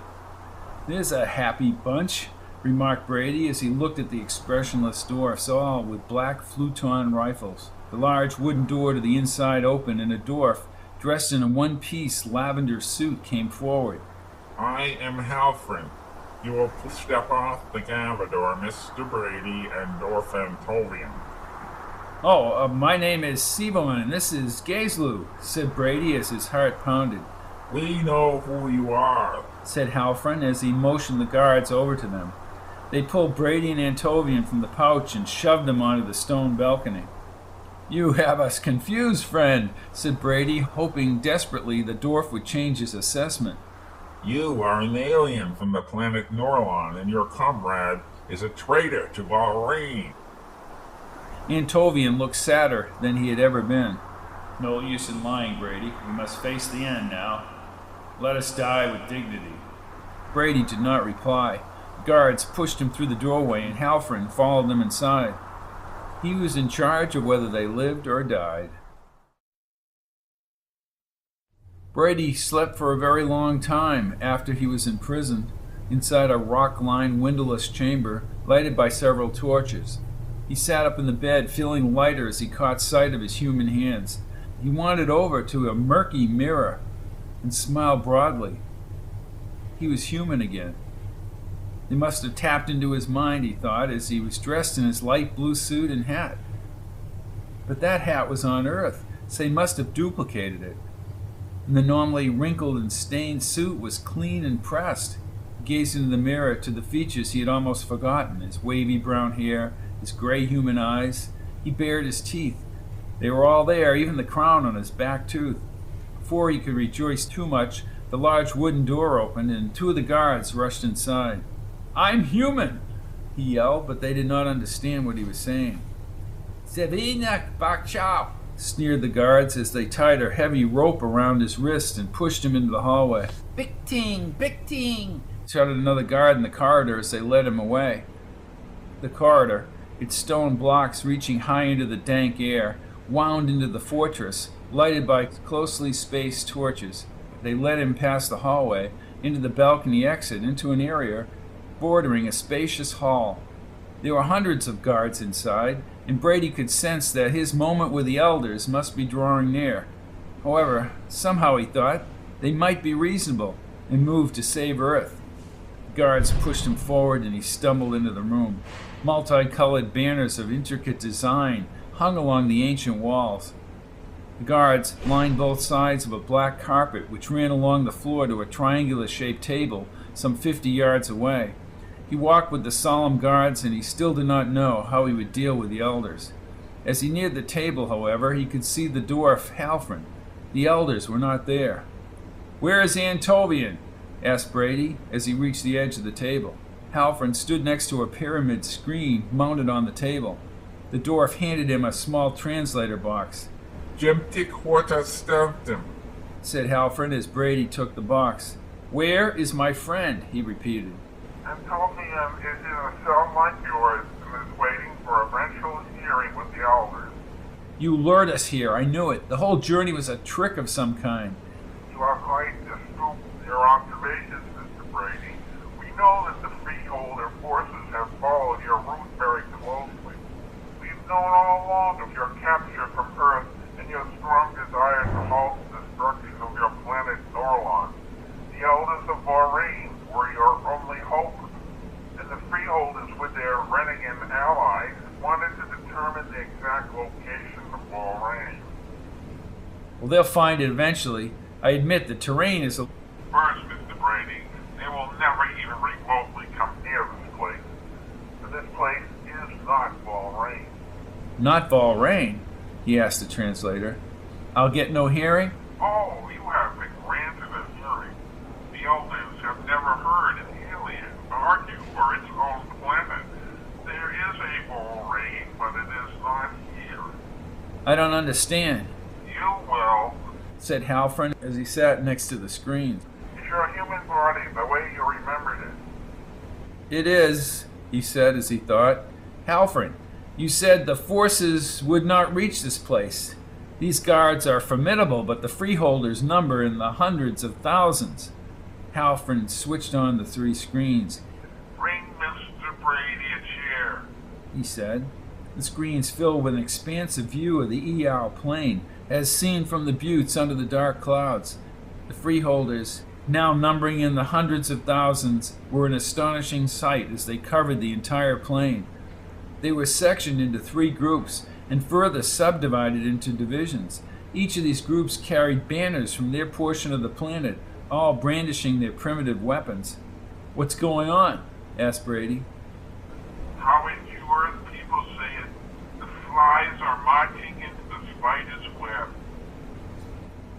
Brady grew impatient with Halfren. "What kind of a people are you anyways?" People of laws. answered the dwarf. And they are threatening to crack the foundation of those laws. It will never happen.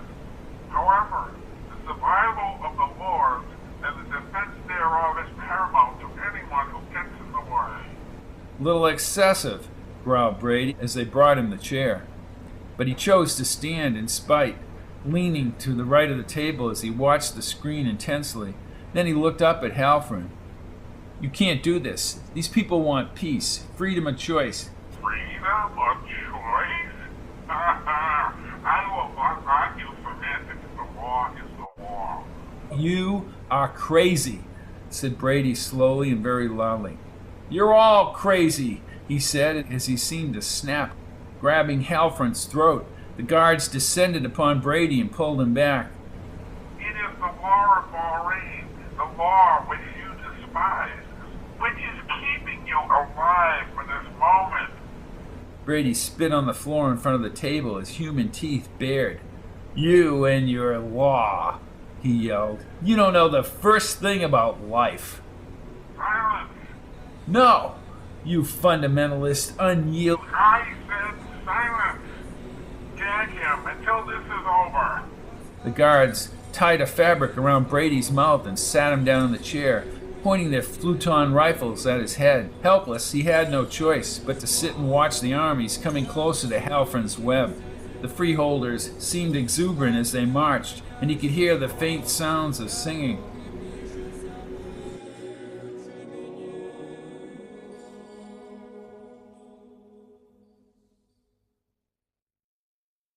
On the field, in the rear of the armies, a council had been called.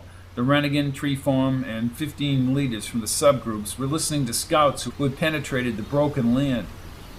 Grunk and his dwarfs sat about 20 feet away. The massive armies just ahead over the small ripple had been ordered to march to the edge of the buttes. The leaders would then plan the next course of action into the broken land. "You are within 10 miles of the broken land," said Treeform to the scout, "and you find no sign of Brady or Antovian." We have followed the trail, but we have found nothing. No readings of life. said Sheesh. "And what is the extent of the computer?" asked Treeform. Unknown. Said Sheesh. Treeform turned to the scouts. "And you have found no sign of Bahrain? No sign?"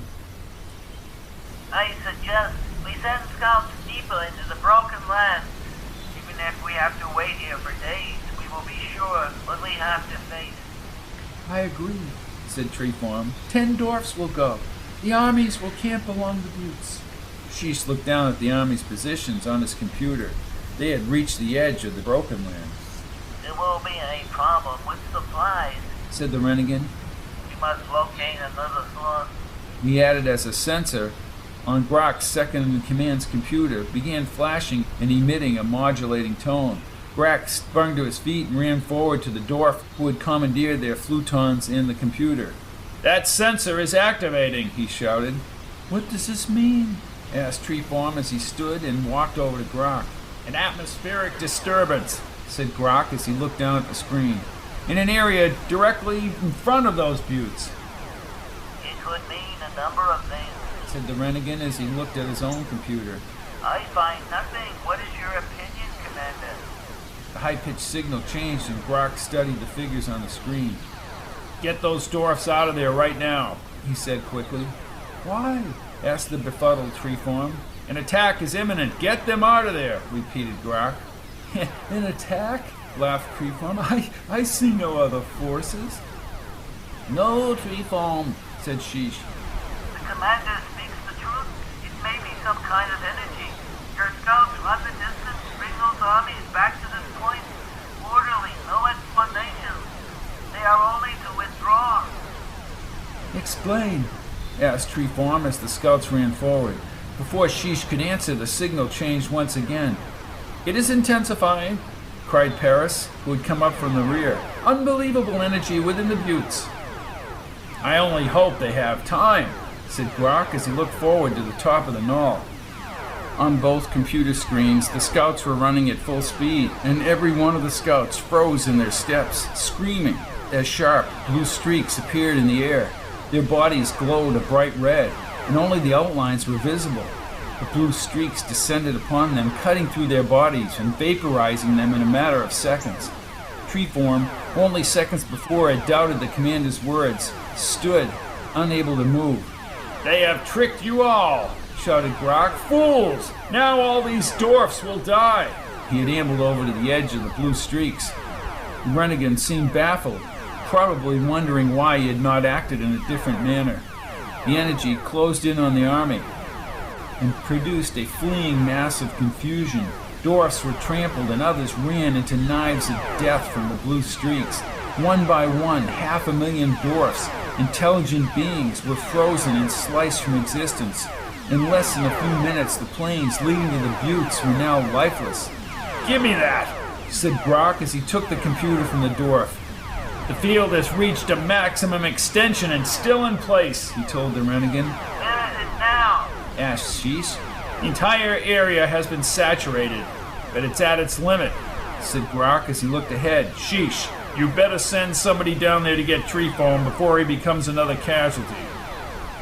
Haunted, get your leader Treeform back here. Paris, said Grok, is it possible to disrupt that field, say, some type of corridor? I do not know, Commander. I can begin a simulated study with the computer. Do it, said Grok as he turned to the renegade. We will need all our flutons. What are you saying, Commander? Asked Sheesh. I'm saying, if we can disrupt that field, we can get to Valrain. You, a perimeter commander, fighting against the Elders?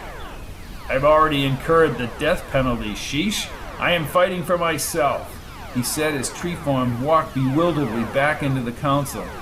And I believe in your cause, added Grok.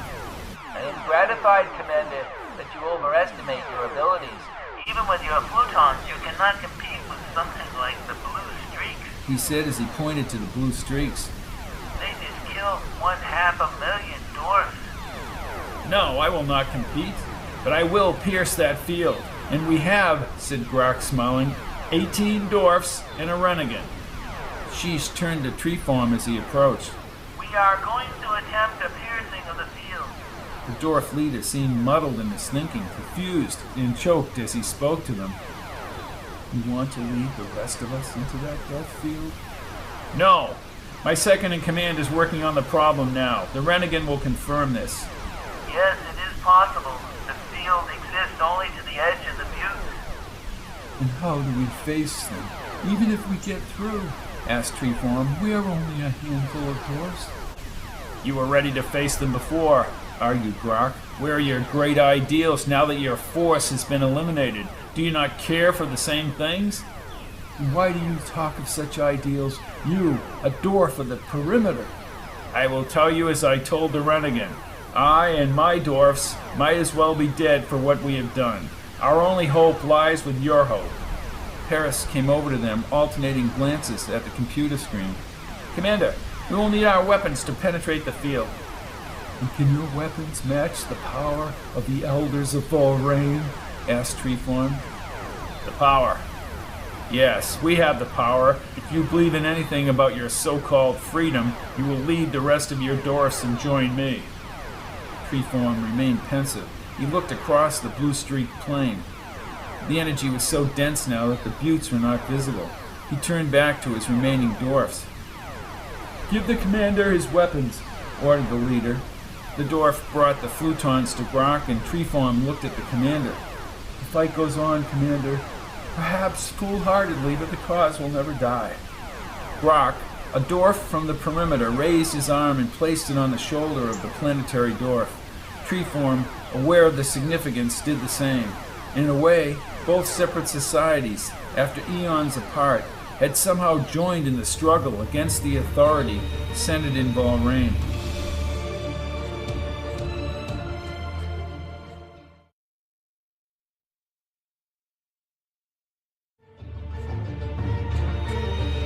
A Noble Experiment, Chapter 19.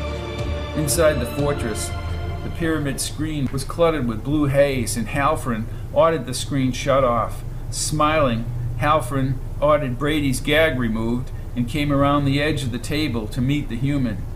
You will be brought to the entryway. To the what?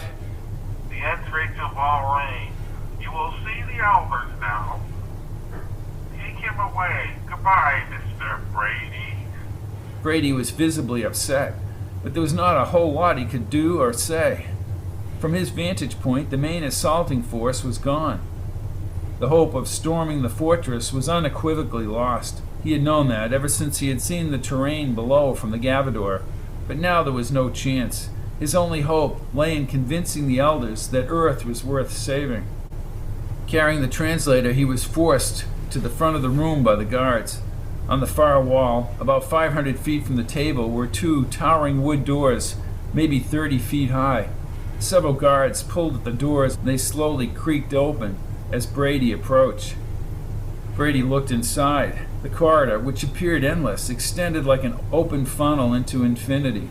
Unlike the rest of the fortress, it was not lined with the ancient weathered stone. It was rather like a solid, molded piece of white plastic with deep rings surrounding the funnel, playing tricks with his eyes. Holding the translator, he stood inside as they closed the doors on him. The corridor seemed to assume a light of its own. "Where am I?" he asked as his voice echoed. You will begin walking, Brady, said Halfrin's voice through the translator. "And the elders are down there?" That is correct. Start walking. He strode forward, but as he moved away from the doors, he sensed a low vibration in the air. The tunnel-like corridor was sloping downward. In just a few hundred yards, the inclination was so great he had to start running. Strangely, he seemed to be going much faster than the amount of exertion he expended. It was like the floor was moving. The angle became so steep he flew off the tunnel, moving even faster now toward nowhere. His speed soared as he was drawn toward a mass of red light up ahead.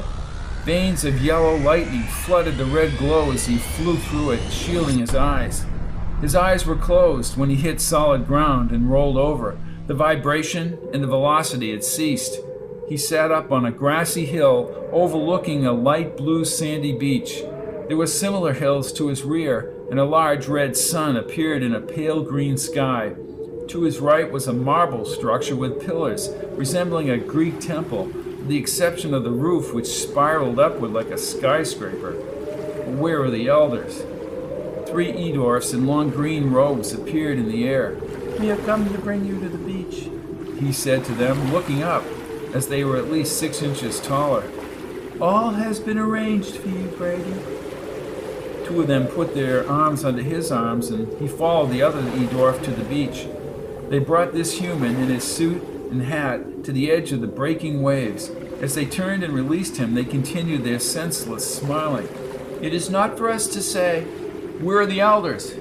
"The elders will come now." Brady, looking out at the lime-colored sea, turned back to speak to them, but they weren't there. At this point, after what he had been through, that didn't surprise him at all. He sat in the light blue sand, waiting for the elders and sifting the fine grains through his fingers as he wondered about things on Earth. Things must have changed. Lorna might be out of the hospital by now. He didn't want to think about the other possibilities concerning Lorna, and he asked himself, if he were Coffee, how would he have handled the scene at Peace Mountain? It was a tricky question because, indeed, the Colonel had no proof of anything, and Brady had just dramatically disproved Von Grunkle. But now Brady sat and sifted the sand, unable to answer his own questions as he shook his head. From the ocean, the wind began to pick up, and Brady noticed the waves were splashing onto the beach. The red sun above the ocean was slowly obscured by advancing mustard-hued clouds.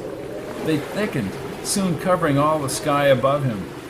To his utter shock, he watched a wall of water appear on the ocean horizon, hundreds of feet high. He turned to run, but forces beyond his control held him securely on the beach. This giant wall of water, thrashing and tumbling, advanced to a point just close enough for him to fear for his own life. Then the wall froze suddenly. He felt like a pebble at the base of a monster mountain, insignificant and helpless in its shadow. 5 indiscernible white glows grew in front of the water wall. The light became clearer as 5 recognizable Mergendorf faces now hovered over him. The one in the middle spoke first, and his frightening voice echoed around the hills. Welcome to Volrain, Mr. Brady. We are the elders of Volrain, the holders of the ancient law and the keepers of the social order of Mergendorf. The immense head on the right spoke to him. We have awaited your arrival for some time. You have been the instrument to preserve the order and integrity of the planet. The instrument of death, shouted Brady. Is that how you hold your order together, by slaughtering 500,000 dwarfs? The elders seemed perplexed by his arrogant attitude, turning and whispering to one another. The elder in the center spoke again, almost pretending he hadn't heard Brady's utterance. The order has been preserved. The laws are intact. Excess freedom of choice has been struck down in the wake. The laws will survive, and the deaths of thousands will save millions. No, that isn't true. Even in your conditioned world, there are those who yearn to determine the course of their own lives. You do not know the law, Brady, said the one on the left. Brady spoke right over the elder's words. I know your law. How you bottle up these dwarfs on a planet like cattle. They are not cattle. You are speaking out of place, said the center one. You have no idea what it means to bring a being to its full spiritual, material, and other needs in society. You pride yourself in your laws, but you have no latitude. We have allowed you this meeting to speak to you and to hear your defense of your planet, not to listen to such blasphemy. You're right. We have not come to speak of your laws. We have come, he said, moving into the water itself. The waves lapped against his ankle. To talk about Earth. We've come to speak of the right of a civilization not to annihilate itself. We do not interfere with the actual flowing of history on any planet, said the elder on the right. Damn your actual history. What about life? Isn't life more important? Laws take precedence, said the middle elder succinctly. Why? Why do laws take precedence? Is that another one of your excesses? That a society can't progress? It can't do anything excessive? Why? Why? I want to know why. That's all. Your race has many conflicting interests, excessive interests. You have never bonded together, even in a loose way. Wars go on. Right now as we speak, wars go on, said the center one. Look at your history, said the elder to his right. Disputes from power centers, power interests competing because of excess religion, excess nationhood, ethnic and racial interests. The list is endless, Brady. And this capacity for self-interest down to the individual level is firmly implanted on your Earth. Brady raised his human brows, sensing some ray of merit in what they were saying, but he could not allow the Earth to destroy itself. Our wars are resolved. We have laws ourselves against the excesses you have alluded to, but we still have individual freedom. The excesses exist, said the Center Elder, but I am telling you, we resolve our conflicts. Yes, you have in many cases, until August 31st, 1992. You're not going to let that happen, are you? He asked as he felt panicky. Our race has advanced for the better because of excess. We've eradicated many diseases. We've fed starving members of our own race with our excesses. Our standard of living has gotten better. We've helped the poor, helped those who cannot cope with the world. It's not all about war, he yelled fanatically. You must look at your race just as you would judge a person by the sum of his personality traits. All right. Humans have a dual nature. You could say that aspects of their personality are moldable. But through the proper leadership, he said, breathing heavily, either side of that dual nature can be brought to the surface. You could provide that leadership. You have had choices and good leaders, but it has all failed. If it was not the War of Undoing, then it would be something else. A genetic disaster, a population squeeze. The other elders nodded in agreement. We know that all too well. What does he mean, all too well? Asked Brady. Bergendoff, Mr. Brady, was not unlike your Earth.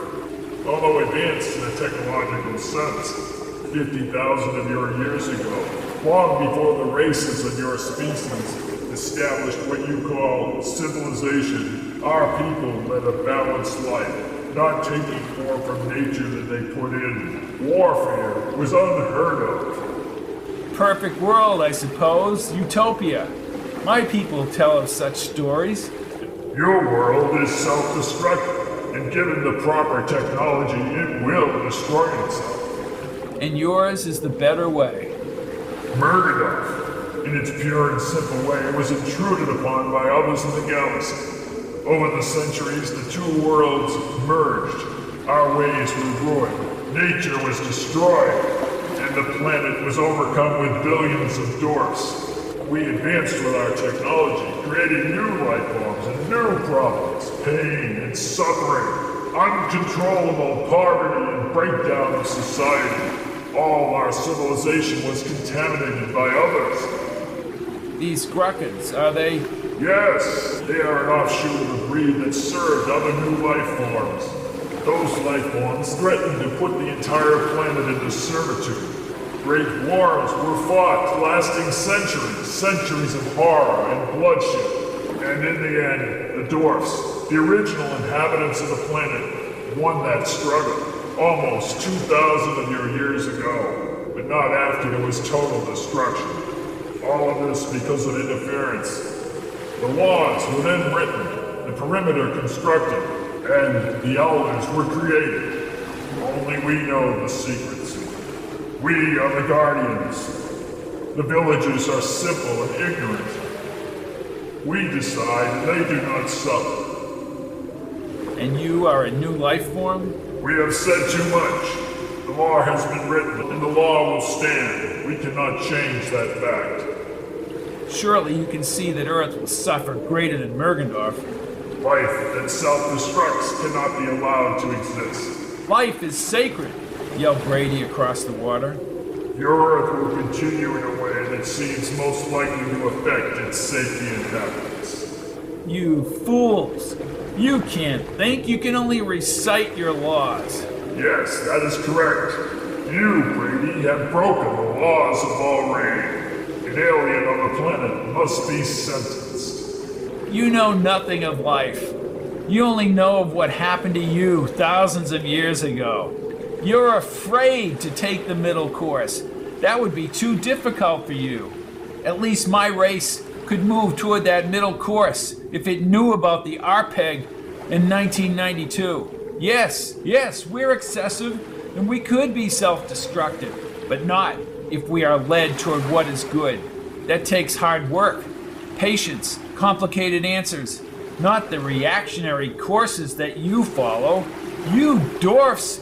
Sentence will now be read. You don't want any opinions. You and your drones carrying out your orders. The intruder, William Francis Brady, will be assigned to the death chamber, he said as Brady's emotions surged.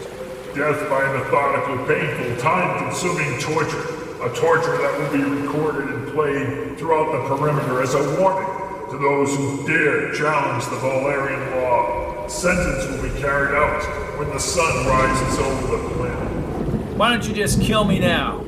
Get it over with. I don't want to be a part of your games. But the clouds receded, and a wall of water moved back over the ocean. The air grew warmer as the round red sun returned to the sky. In an instant, Brady was not standing knee-deep in the sea. He had been transported to a table with an uncomfortable, burry surface. Sharp knives hung from a cobweb ceiling, and he couldn't move from the table. Around him, strange alien technologies, apparently used for torture, were set in place for victims. 3 bulbous creatures with protruding teeth and green hair slithered into the chamber of death. End of your Earth hours, said one of the voices through the translator.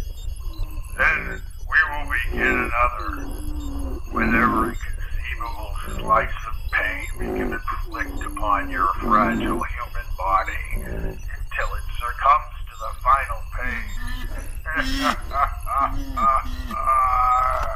He laughed as sweat poured down Brady's forehead and cheeks. Tears filled his eyes, but not for selfish reasons. They were tears for his mother planet, planet Earth, and the obliteration that lay ahead on August 31st, 1992.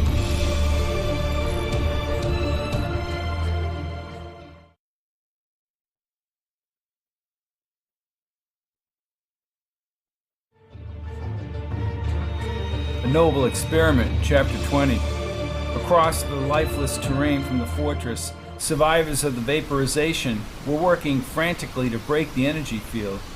In conjunction with the Renegade and his computer, they had adjusted their flutons to function to sync with the computer. Treeform and his dwarf stood back, not really understanding what the others were doing, but prepared to trust the results. Paris, checking one final experiment, pushed the fluton triggers as he stood on the edge of the blue streaks. He looked at his computer and then up at Grunk. "Well?" asked the commander. "The latest push into the field was considerable, an extremely wide arc." "Understood," said Grunk. "But can it be sustained?" "Computer estimates are a duration of 5.2 hours, and that's with one fluton. Should be more than enough time, Commander." What if the elders are watching right now? asked Sheest. Could this not be yet another trap like the other? "Rennigan may be right," said Treefoam from the rear. "You have the tools of magic, but they are strong enough to be used against the elders? We don't even know our destination." "Commander," said Paris, "the uncertainty of this operation is not as impossible as they say. We only need to travel a short distance into the field to the buttes. Instruments show absolutely no field density in the broken area." "My dwarfs are frightened, Commander," said Treeform, as he walked up to Grunk. "They do not trust your tools." Grunk paused for a moment and then outstretched his arm, placing his hand on the Freeholder's shoulder. "Treeform, you must convince them. We are not going to commit suicide, but we are not going to be in there to submit either. Both of us have something at stake, Treeform, and that is the destruction of Valrain. In fact, both our lives depend on it. And are we merely going to sit by and do nothing? Let things go on as they've been?" "There will be other days to fight, Commander," said the Freeholder. "There are no other days for you, my friend. Your armies are gone. All your friends and comrades are dead because of the elders. Dead. No, the time is now, Treeform, and this is the place to begin. I know we must penetrate that field to get to Valrain. You've seen our weapons.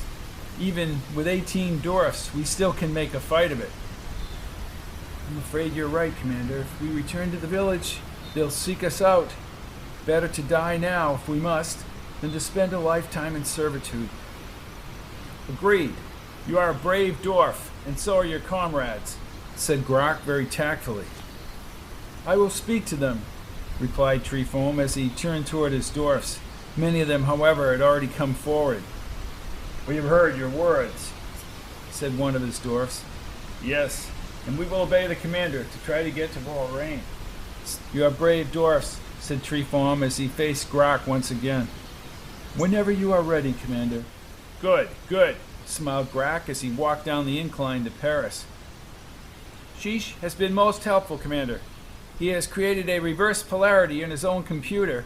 It will screen out all sensor scans against us." "Excellent. That eliminates one very important problem. Treeform and his dwarfs are ready to go to Valrain.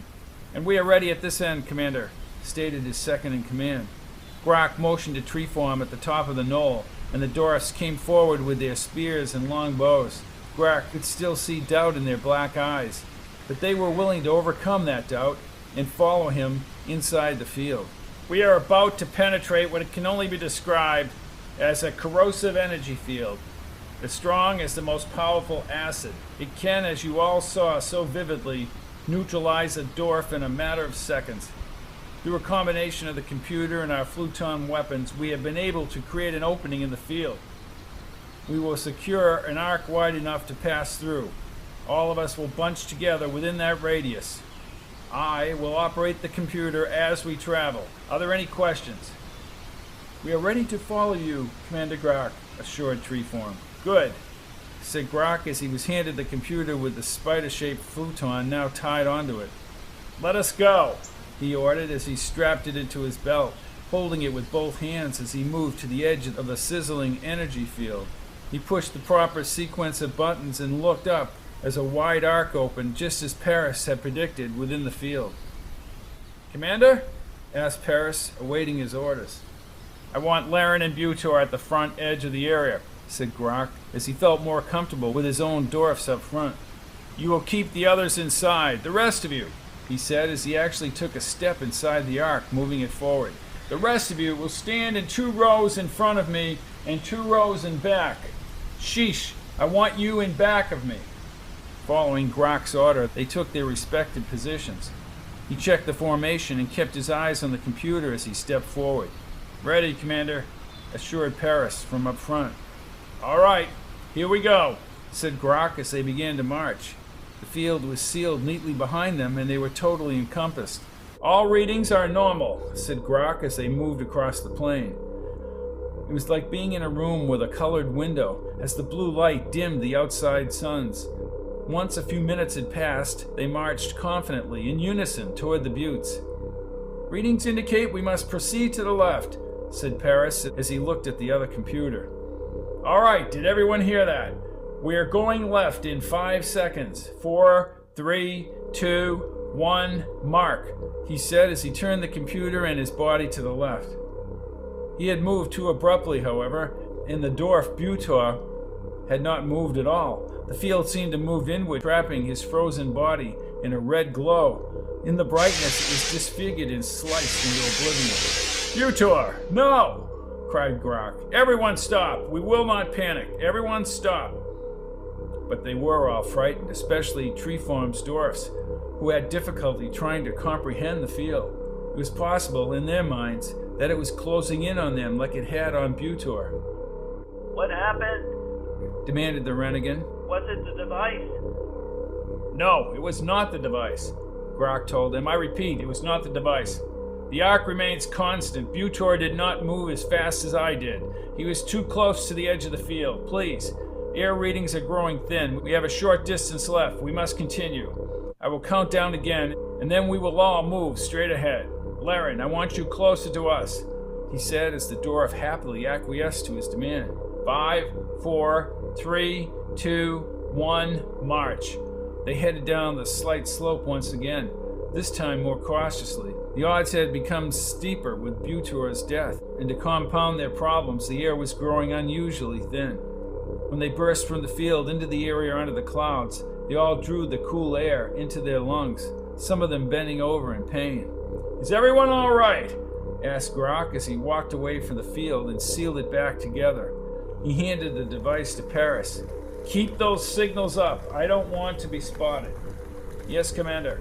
It certainly is cold over here." He stepped to the front of the group and once again took charge. We have an extraordinary march ahead of us.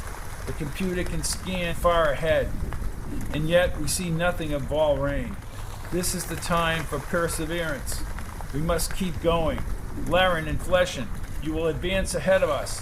Any problems up there will be reported back to us. Will we be out of range of the Rennigan computer? Asked Laren.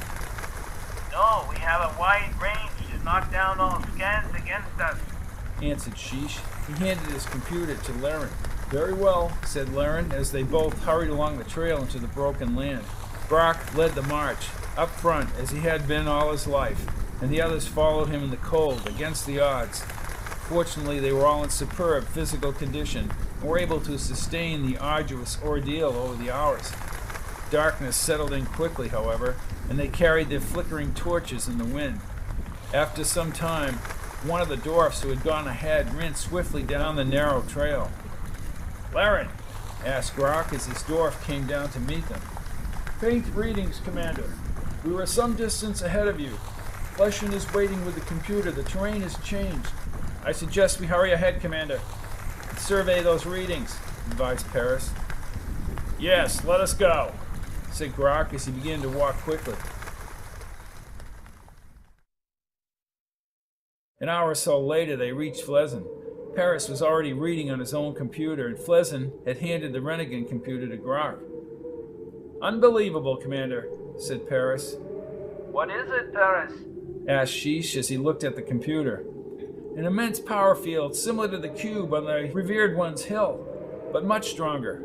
"That's what I read also," said Grok. "And minor power sources, a structure of sorts. We will follow the readings." "Commander, I do read a defense field on this computer, around the base of a mountain, apparently below a building itself." "And the only way to that fortress," began Grok, "is to break through the field and climb the mountain," finished Paris. "That is exactly right, Paris," said Grok as the torches blew in the howling wind. "Laren, Flessin, I want you to go ahead once again. Are you all right?"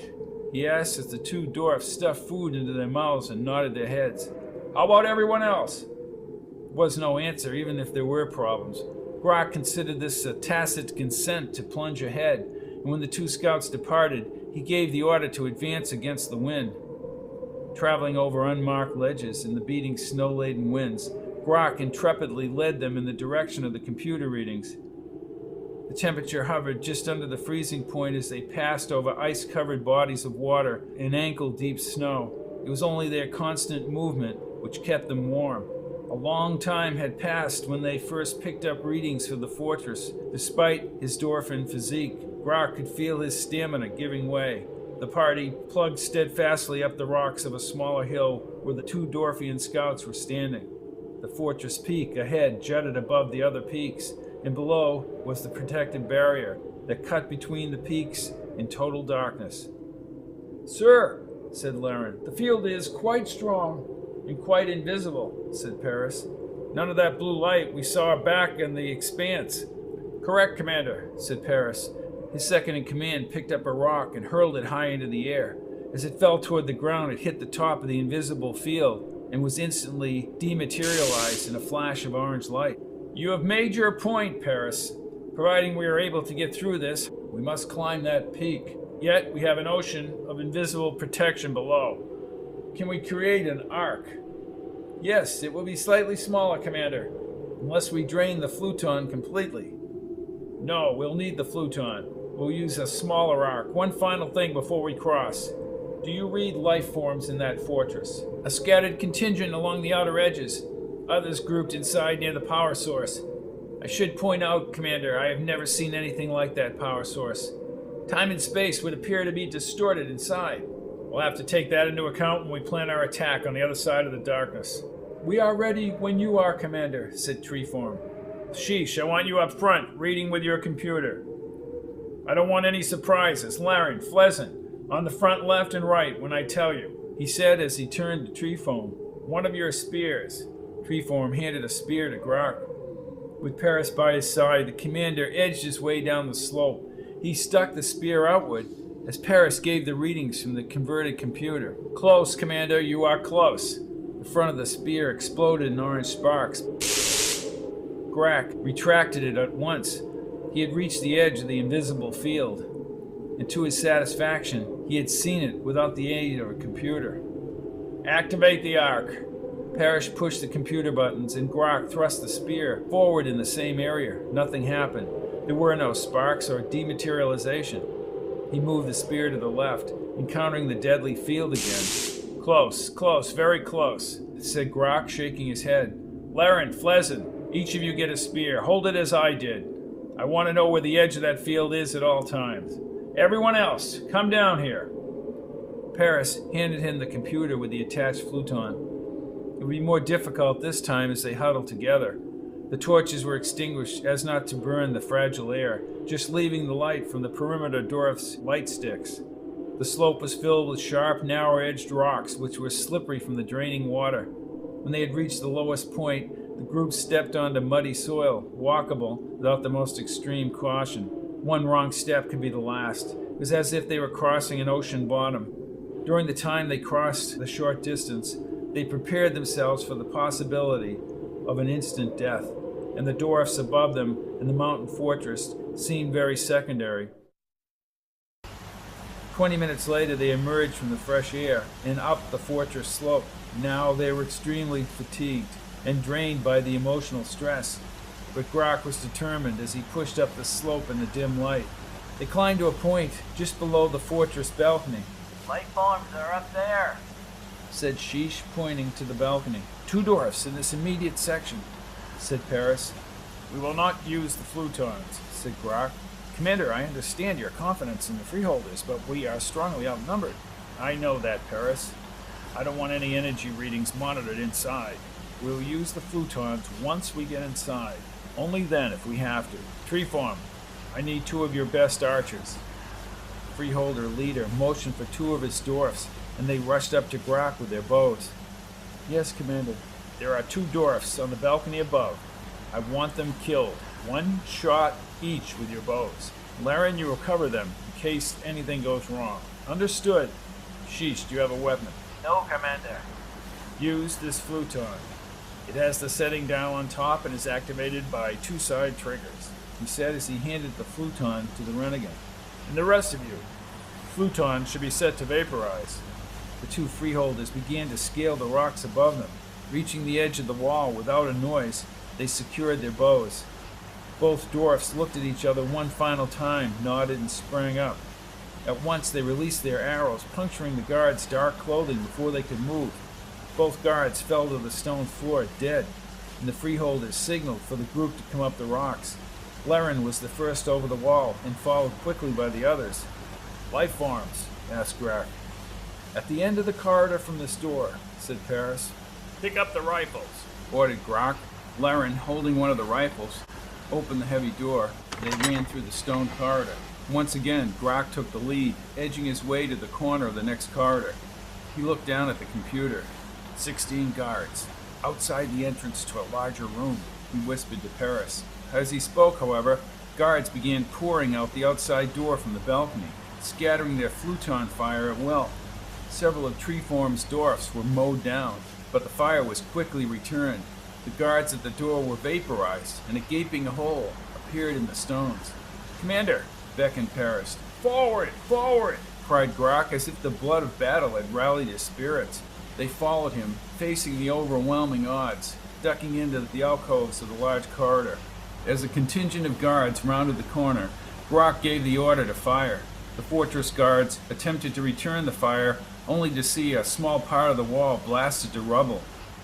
Still, with the slightest element of surprise, the intruders kept firing ahead. The guards who were not vaporized retreated down the corridor and into a larger room. A green energy field soon surrounded the room's huge wooden doors. No, not another field, said Grunk in frustration. Can we break through it with the weapons? It should be possible. Apparently this field was meant for weaponless dwarfs, said Paris as he looked at Gronk's computer. Laren, fire that rifle at the outside rim of this field, ordered Grunk. Yes, sir. The rest of you, take up positions on both sides of the corridor. Like a welder with his torch, Laren fired the rifle at the border around the door. Slowly, portions of the field seemed to slip away. More fortress guards running at full speed were coming down both ends of the corridor.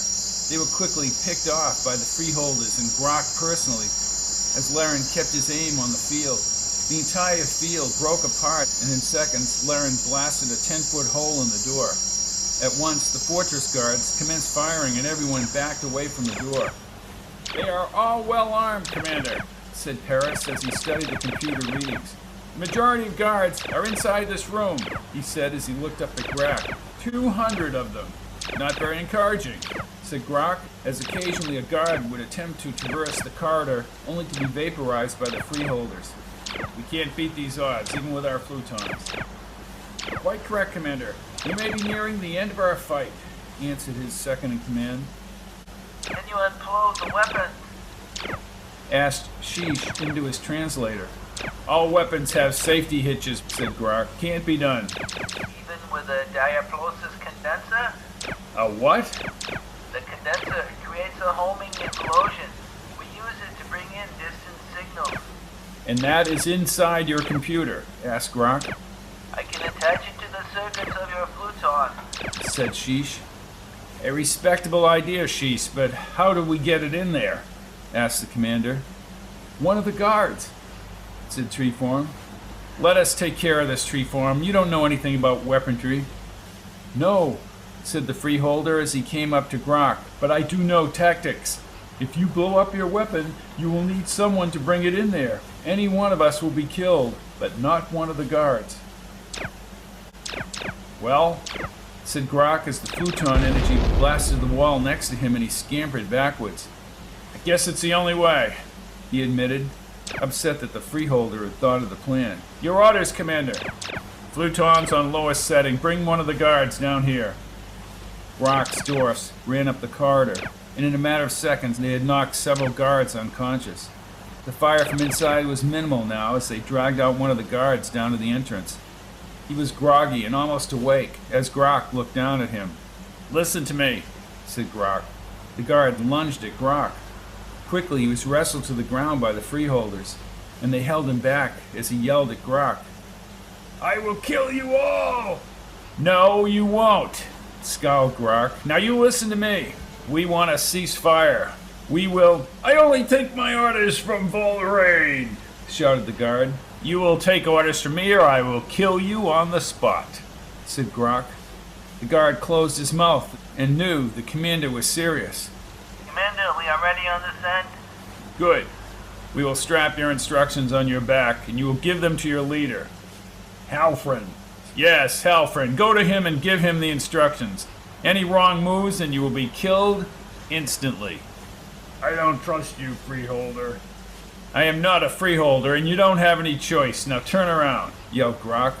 Paris and Sheesh moved over and strapped the black rifle to the guard. Paris preset the weapon timer so the condenser would be activated in 20 seconds. He pulled his hands away and nodded to Grunk. "All right, move forward to your Halfrin," ordered Grunk, and the guard, his face still scowling, moved into the doorway. "Our weapons are all trained on you." The fluton fire from inside ceased, and the guard walked into the large room. Grunk, Sheesh, and the others ran for cover down the corridor. They dove on their stomachs. There was a short lull, and then an expanding rubble throughout the fortress as the fluton rifle exploded with great fury. The upper foundation of the fortress shook, and dust fell below as a monstrous wave of smoke and debris blew past them. Grunk looked at his second-in-command. "Well?" "Apparently successful, Commander." 26 fortress dwarfs left, most incapacitated. Good. Thank you, Sheesh," he told the Renegade. "My pleasure, Commander," he said as they rose. "We must move," said Grunk as he grabbed Treeform's shoulder. "You were right. I'm sorry for doubting your ability." "We must finish our work, Commander," said the Freeholder. "Agreed," said Grunk as he led them back to the large room. To the right of the doorway, the wall was crumbled. Inside, carpet, banners, and the table had been summarily reduced to ashes. Large doors to an entryway had come crashing down to the floor. "Throw down your arms!" cried Grunk as he led the others into the room. I am Halfrin. We will take no provocative action. Grunk moved forward to the leader. Most of the dwarfs were rather quiescent, lying on the ground in shock. One, unseen by Grok, moved along the rubble and raised his weapon upward. He was about to pull the trigger when the renegade unleashed his fluton, vaporizing the dwarf and the rubble around him. "My humble thanks, Sheesh," smiled Grok as he swallowed. He looked back at Halfrin with a deep-seated hatred. "All right, Halfrin. Gather the remaining dwarfs over here. We will tolerate no deception." "And we will give none." He walked toward Grok with his hands in the air, followed by 20 or more dwarfs. They gathered in the center of the room and were rounded up by Treefoam. At this time, Antovian, who had escaped his captors, ran into the room. He had not expected to see Grok. "Commander, my friend," said Grok cordially as he walked over to him and put his hand on the dwarf's shoulder. "Friend, I don't understand, Commander." "We are moving against the elders, Antovian," said Grok. "We were trying to get you and Brady," smiled the commander. "Yes, that was my original intention. I tried to control the events, but I must confess plainly that events have controlled me. And I have seen what the elders did to the dwarfs on the plain. I saw it in my cell. Yes, that is why we must find the elders and kill them," said Grok as he turned back to Halfrin. "Where are they, Halfrin?" Who, Commander?" "Don't be coy with me. Where are the elders of Volraine?" "There are no elders. That is just a myth, Commander. We are the only ones here." "Life forms, Paris." "Scattered, Commander. 10 dwarfs in different locations around the fortress." "Assemble them here, Halfrin," said Grok. "Very well." He motioned to one of his guards. "Bring all the remaining guards up here with no weapons. Is that clear?" "Yes, Halfrin," said one of the dwarfs as he moved toward the door. "Treeform, Sheesh, go with him. Any hostile moves, kill him." "We will make no hostile moves, Commander," reassured Halfrin.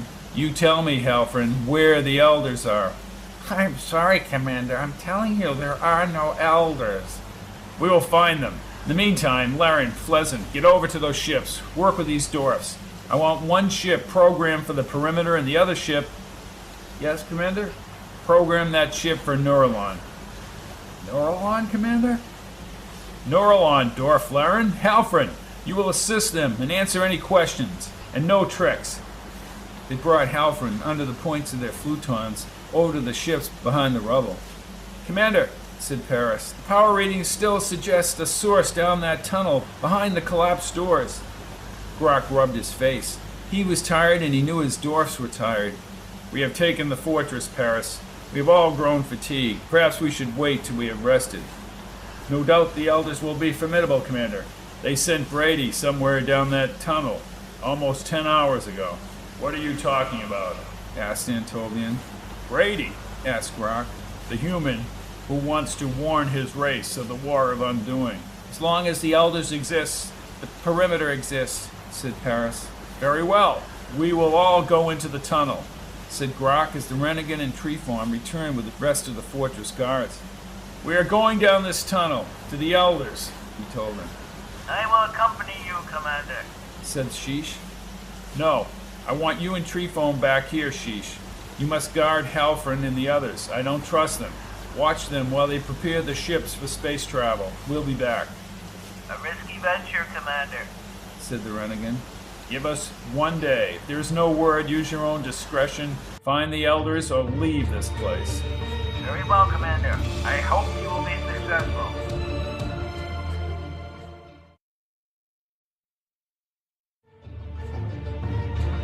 Noble Experiment, Chapter 21.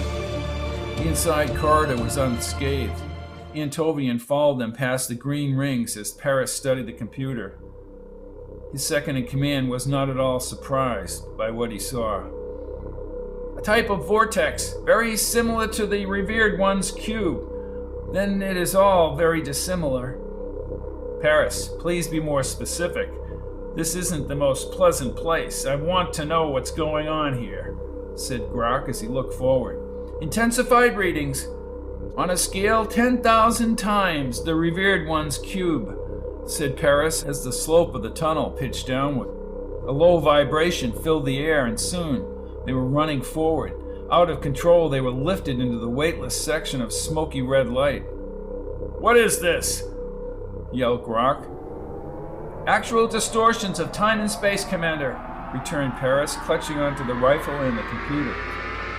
They zoomed through the turbulent area, tumbling over and over, and finally landing on a grassy hill overlooking a marble building. Grok was the first to rise, with both rifles cocked under his armpits. "Where are we, Paris?" "Incredible." "That doesn't answer my question, Paris." "Computer shows unbelievable alignments, Commander, totally dissimilar." "Paris, where are we?" demanded Grok. "We are no longer in the galaxy, Commander. We are in the Sierrant Galaxy."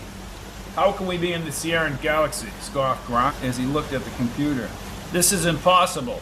The readings must be altered somehow. You can't tell me that our galaxy is millions of light years back up there in the sky," said Grok as he pointed to the pale green celestial dome. "That is where we are, sir," said Paris. "I can't change that." "You're right, Antovian, out there," he said, reading his computer. "Under the sea itself. And passageways, Commander, to the right. A life form reading." "Human," said Grok as he heard a chilling scream from below the marble structure. "Over there," shouted Antovian as he ran ahead of them. They burst into the open area above. Antovian ran for the staircase on the left, and midway down he was met by a huge, unworldly creature. He fired his rifle, knocking the beast down the stairs. Climbing over him, he entered the room just below as two slithering life forms connected electrodes to Brady's head. Antovian fired the flutons, knocking the creatures against the wall. Rushing over to Brady, he ripped the electrodes from his head. "Brady, are you all right?" he asked, his voice coming out of the translator on the floor. "I'm all right," said Brady, as his eyes caught Grok and Paris. He picked up the translator and crawled to the edge of the table. "Saved, but to be killed another day, Grok?" "We have come to bring you to Earth, Brady." said the commander. "Ah, I don't believe you." "No, it's true. We will kill the elders. I will have help for you back at the fortress. I see you have your human form back." "Right," said Brady as he stood, still stunned. "So you're gonna kill the elders. Good. I stood out there, and they approached me on the top of a 100-foot wall of water, 5 heads in the sky." "Projections, Commander," said Paris. "I'm not so sure of that," cried Brady. "They were damn real to me, talking fluently about your fundamental law and sentencing me to these things in here to die," he said, looking at the fallen beasts. "The main objective now is to follow these readings," said Grok. "The staircase, Commander," said Paris. "It continues below." Antovian began to think telepathically toward Brady. "Brady, only you can hear me." "What is it, my friend? Is Grok telling the truth?" "Yes, he is. You can go back to the fortress. You see, they have a ship that's been programmed for Earth, but I advise you to stay with us." "For Earth?" thought Brady, his eyes aglow as Paris spoke to Grok. "The staircase leads to a passageway, and that leads to the power readings." Antovian thought again. "But the ship is useless, Brady, as long as the elders exist. They control the perimeter." "I don't care about the elders," thought Brady. "Let us go to the passageway," ordered Grok as he and Paris ran to the staircase and started down. "Antovian." He called from below. "Coming, Commander." Brady put his hand on the dwarf's shoulder. "You are going back, aren't you?" asked Antovian. "Yes, I'm going back," said Brady, frowning. "The chances are slim. Chance we'll all have to take." He reached forward and hugged the dwarf tightly. Without looking back, he sprinted from the room. Brady then hurried up the stairs. "Where is the Earthman?" demanded Grok from inside a white-tiled passageway. "Gone back to the vortex, Commander." "Very well. Our problem is with the elders of Volrain. Down this way," said Grok as he led them forward into a seemingly never-ending tunnel. The white light became monotonous. Drops of moisture leaked from the tiles, and they could almost feel the ocean hanging over them. 20 minutes passed, and then the power readings soared. Ahead, a blue tear-shaped room came into view. In the rear was a white door with the same shape. "There are 5 dwarfs behind that door, Commander." "Prepare to vaporize," said Grok as the door opened by sliding into the floor. A group of revered ones in flowing blue robes with red sashes stood firmly in their way. "We are the revered ones of Lorraine, keepers of the elders. You will leave this room at once." "Where are the elders?" asked Grok, lifting his rifle. "Force is ineffectual against us." "These images are not real, Commander," mumbled Paris. "I will ask you one more time and then I will open fire," said Grok, as if his own life depended on the elders' destruction. "No," he said without moving. Grok answered with his fluton, but the red energy passed right through them and into the corridor behind. "Then I will go through," shouted Grok as he ran forward. The commander was quickly repulsed, thrown across the room and onto the floor. Two of his dwarfs rushed to him and helped him to his feet. "Quite effective, Commander," understated Paris. "I am well aware of that, Paris. Now destroy them."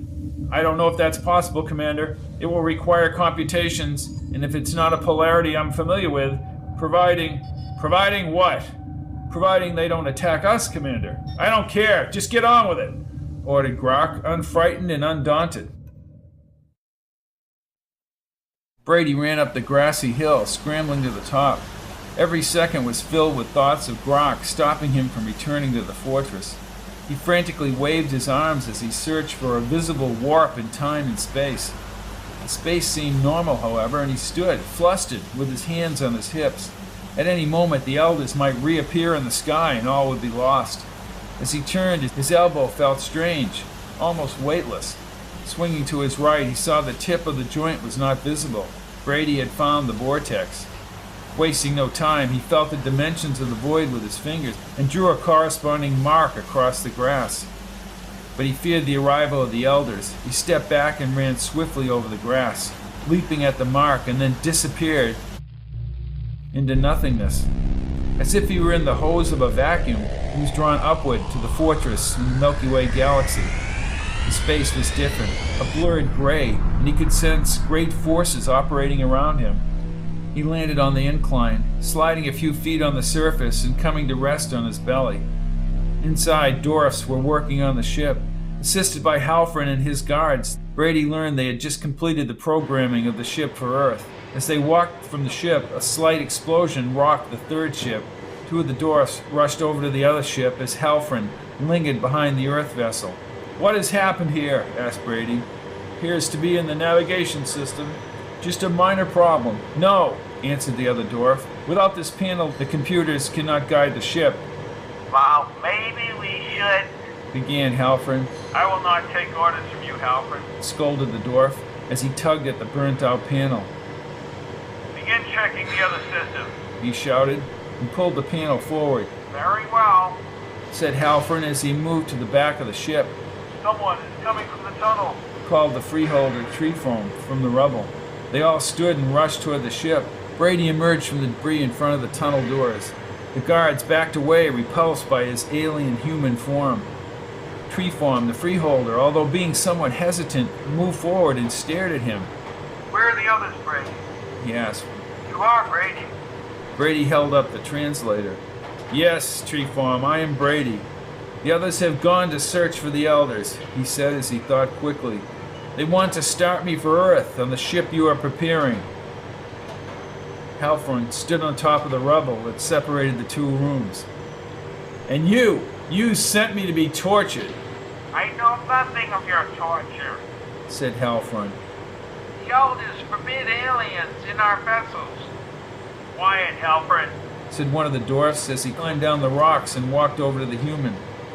"Brady, have you seen Commander Grok?" "Yes, the commander told me to board the ship for Earth as soon as possible." "And where is Grok?" asked Sheesh as he entered the room. "Hello, Sheesh," smiled Brady. "Your human form appears as told in some of the stories around the galaxy."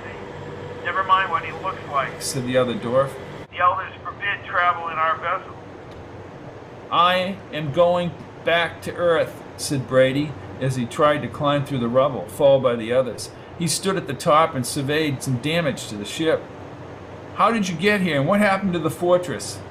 "They destroyed my guards."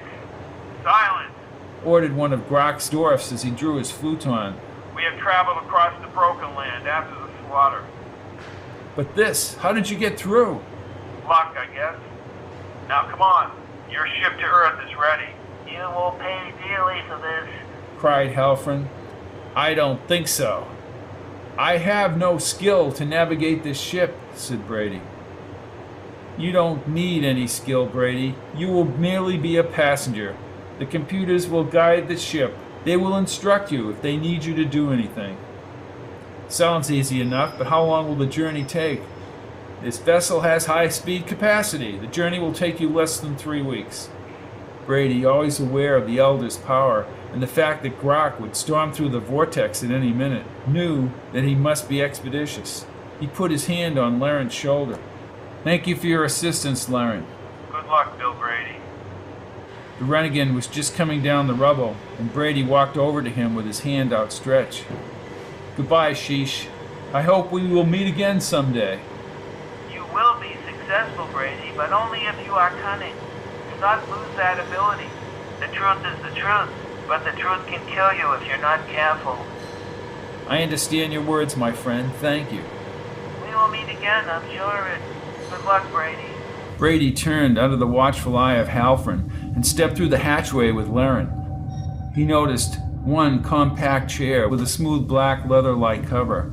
In front was a control panel with blinking colored lights and a window span that sloped downward and revealed the mountains outside. Begin sequence, 5 minutes. Instructed Laren to those outside.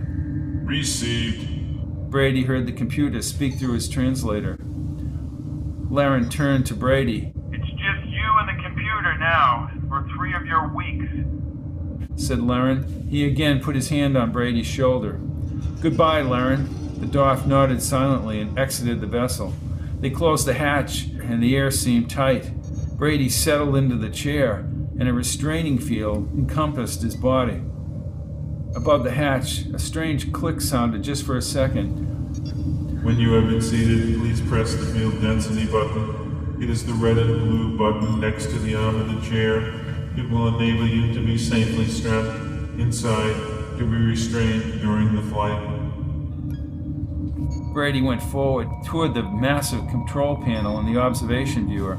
He sat down in the smooth seat and depressed the blue and red button. Instantly, he could feel the unusual sensation of being enveloped by the restraining field. It was as if an invisible layer of foam had been placed around him. The propulsion units are fully charged. Sure they are, said Brady, excited that he was going back to Earth. The ship just sat in place for a few seconds, and then slowly it began to hum forward. Wide stone doors far down the hallway opened, and the rough mountain terrain and the stars beyond beckoned him home. The ship moved down the corridor. It was gaining speed now, incredible speed, shooting through the opening and escaping the fortress. It lifted into the air, high above the mountainous terrain. In awe, Brady saw the fortress moving away from him on the screen. The dark, dead landscape faded into hazy clouds as it zoomed skyward toward the stars. It all seemed like a dream, not just the fact that he was leaving Mergendorf, but the entire adventure itself. He estimated it had been just over 60 days, yet it seemed like an eternity. Not only did he have to pass through the formidable perimeter defenses, he had to put complete trust in the computer to bring him across the dark reaches and back to Earth. Across those reaches was the life he had left behind. What would he say when he returned to his planet? Would he run to the national leaders and warn them of some vast war of undoing 30 years in the future, with weapons unheard of? Or should he go to Coffee and talk to him? That might be his only logical alternative. Coffee had the credibility, and he did see what happened at Peace Mountain. He nodded his head. Coffee would be his first stop. And Lorna. He had to see Lorna, if she had recovered from her wound. When this whole mess is over, he would have to wrest her from her abusive parents. Only then could she lead a full and productive life. Brady broke his deep thoughts as the ship rose up toward the stars. The aqua edge of the planet flashed into view, along with both suns on the horizons. As the ship climbed higher into the Dorfian atmosphere, the entire region of the planet began to take shape. The vast Eyal plain was visible now. As he moved toward outer space, Continents, oceans, and the curvature of the planet were distinct as the vessel's velocity increased, escaping the gravity forces of the planet Mergendorf. You may release the field now by depressing the button, said the computer. Brady pushed the button. The field lifted and he leaned forward to the observation windows. Mergendorf, mostly bright aqua from the ocean reflections, was covered at both poles by clouds and stretches of gray continents in between. And around him the Janvian suns burned crisply in the vacuum of space. He sat back in the chair as the computer screen switched to a forward view, and he thought of his next immediate obstacle, the defense perimeter. Back through the vortex in the Sergient galaxy, Paris had shorted out the projections. Other problems, however, had arisen. The doorway and back of the projections led to a dead-end corridor, and the material had a compressed carbon consistency. Grok ordered immediate fluton fire, but the substance was very wide and very thick. Each weapon was only able to burrow a short distance, then the energy supply became drained. "I want the elders killed on sight," Grok told them. "Even if the flutons are useless, we'll use our bare hands if we have to." "Sir," said Paris, "there is still considerable substance left in the wall. Power readings from the inside are consistent. But the fluton power reading is only at 30%, and it is, Commander, our last weapon." "Keep firing," yelled Grok. "A most respectable defense," said Paris as Antovian's fluton continued to eat away at the wall. "A simple villager would have virtually no chance to get through this myriad of fields, guards, and terrain. The vortex and now this." "We are not through the substance yet," said Grok as Antovian stopped firing, and green light came into the tunnel. "We are through, sir," said Antovian. "Fluton output, 26%, Commander." "Very well, we're going in." "Careful, sir, the walls are still very hot," cautioned Antovian. Grok hunched over and led them through the opening to the green light. In front of them as he emerged was a vast glass dome that was embedded within a network of tiny vessels. At a lower level, the tiny vessels spread out at a wide distance and was perhaps the essence of the elders. Grok stood motionless, looking forward at what appeared to be 5 convoluted mounds with extensive diameters. "It looks alive." "Indeed it is, Commander. We are viewing living tissue. To be more specific, living brains." "Brains? Brains that can stretch that distance? That's impossible."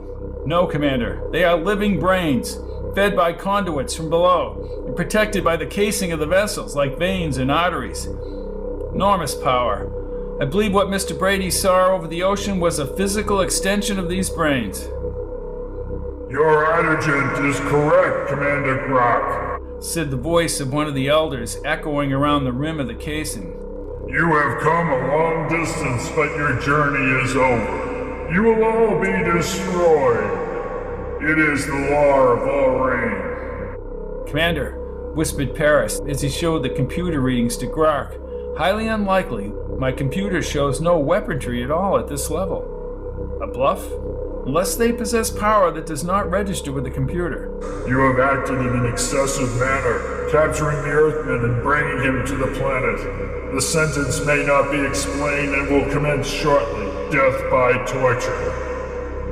"You have no power out here," cried Grok, grasping his fluton. "You may be powerful out there, but..." Grok stopped speaking as the beginnings of a blue-streaked energy field appeared above the dome. He fired bluntly at the glass enclosure, but the weapon was drained.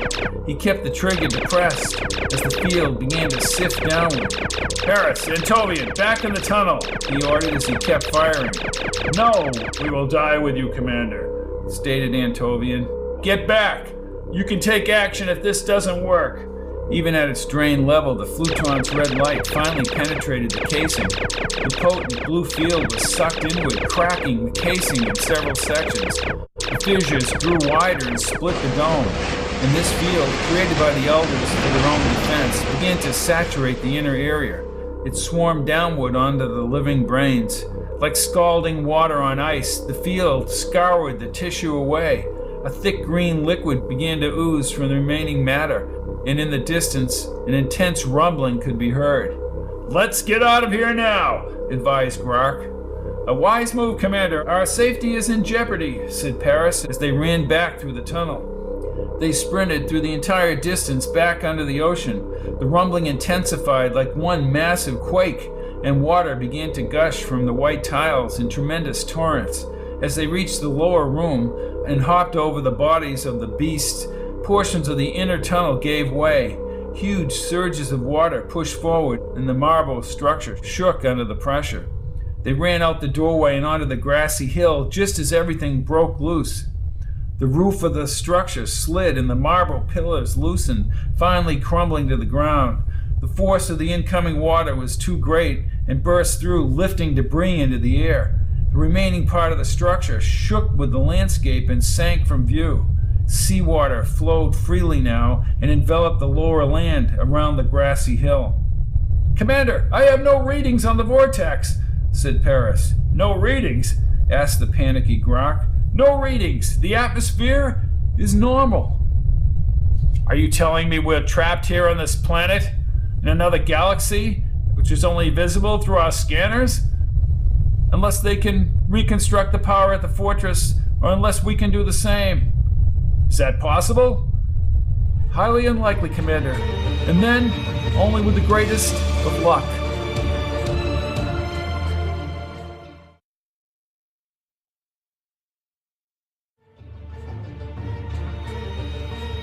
A Noble Experiment, Chapter 22. Brady's Journal. Approximately 3 months from departing Earth. I am aboard one of the smaller high-speed Mergendorf vessels, having left the fortress on Mergendorf over an hour ago. In less than 5 minutes I will approach the perimeter, which encompasses this entire solar system. The computer, however, is at a loss to how to proceed. It appears that we may have to slow the vessel and wait. Regardless of my immediate problem, it feels good to have my old human body back again. I feel mobile and free. I feel free from the elders after all this time. I left the others behind so they could search for the elders in that mysterious place near the lime-colored sea. I am doubtful that they'll be able to combat such vast powers, but I do not underestimate Commander Grok either. His task is great. My task at this point is even greater.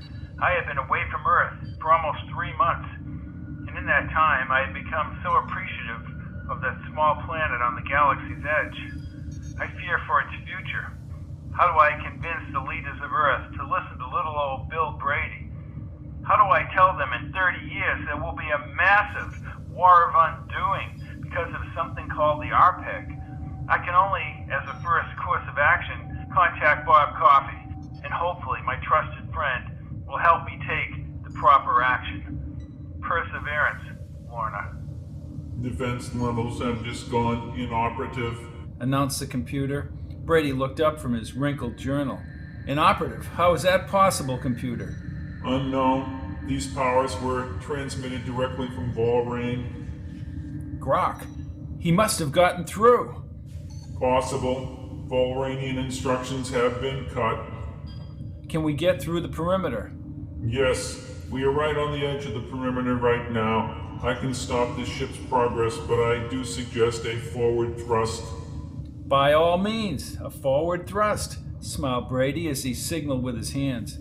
The tiny craft, guided by the computer, soared through the space between the silver supports of the perimeter. There were no ships to stop its progress, as the perimeter was in one massive state of confusion and probably anarchy, and the tiny glow of light containing that human, Bill Brady, traveled toward his destination some 49 light years away. Grok had cut the power to the vortex. As the hours passed, Grok worked with Laren, Flezin, and the Renegade to restore the lost levels. 4 Mergendorf days had passed since they brought the vortex to its full capacity. They were still unsure of their work, until 3 dwarfs finally came running up the tunnel. "Commander, are you all right?" asked Laren as he ran up to them. "Where's Brady?" Grok wanted to know. "Did you destroy the elders?" "Yes, we did. We can discuss that later. Now, where is Brady?" "Your Earth friend," laughed Halfrin. You think you're so much in command, Grok. He's on his way to his home planet, but it seems as though his memory will be a bit faulty. What is he talking about? Asked Grok as he moved forward. I don't know, Commander. This is the first he mentioned of this, said Laren. Halpern. Brady will reach home as it appears now. However, when he steps from the ship through the hatch, a memory charger will be activated. He will not know where he has been.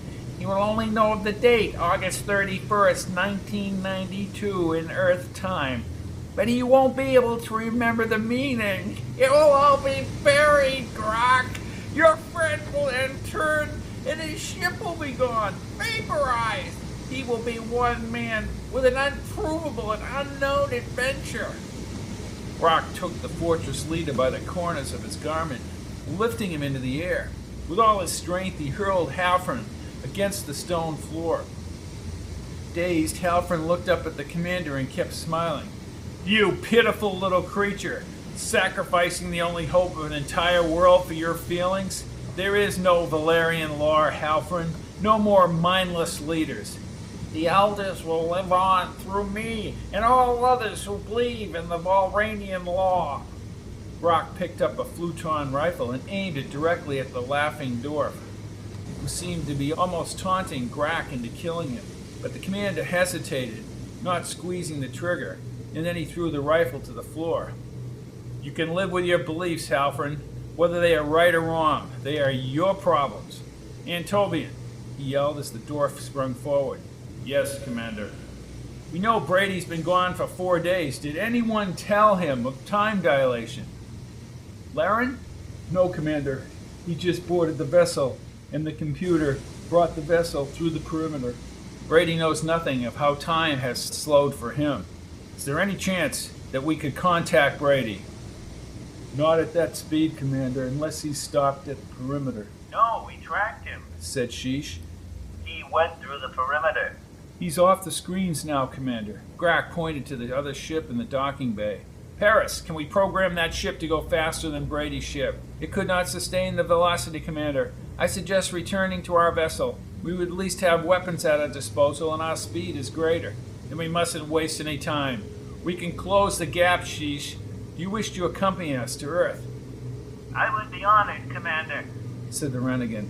Good. Paris, Antovian, set this ship to travel to our vessel.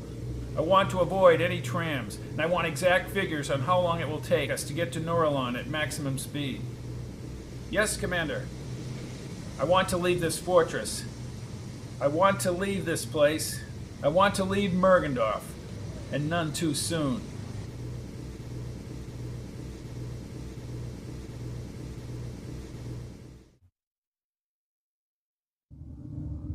Bill Brady looked down at the Mergendorf clock. The total elapsed time since he left the fortress was nearing 13 Mergendorf days. He knew without asking the computer that figure equaled almost 3 Earth weeks. Just outside his window he could see the stormy planet Jupiter and the sun blazing in the distance as his heart beat faster.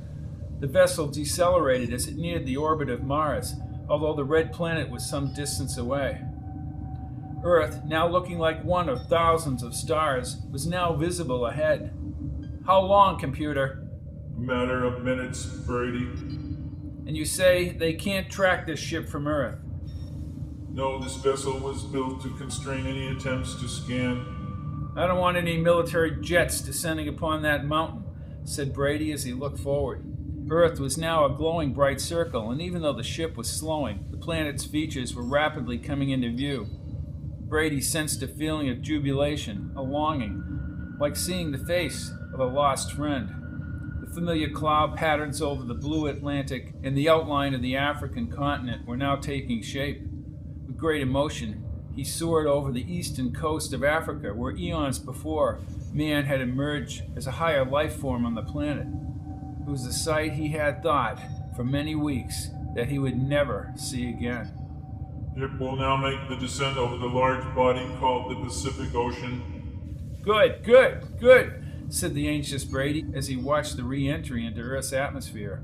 We will pass over the Pacific Ocean, lowering our altitude to the coast of the next continent. "That's not America, you dumb computer," exclaimed Brady. "The United States of America," he added with some goosebumps filling his arms.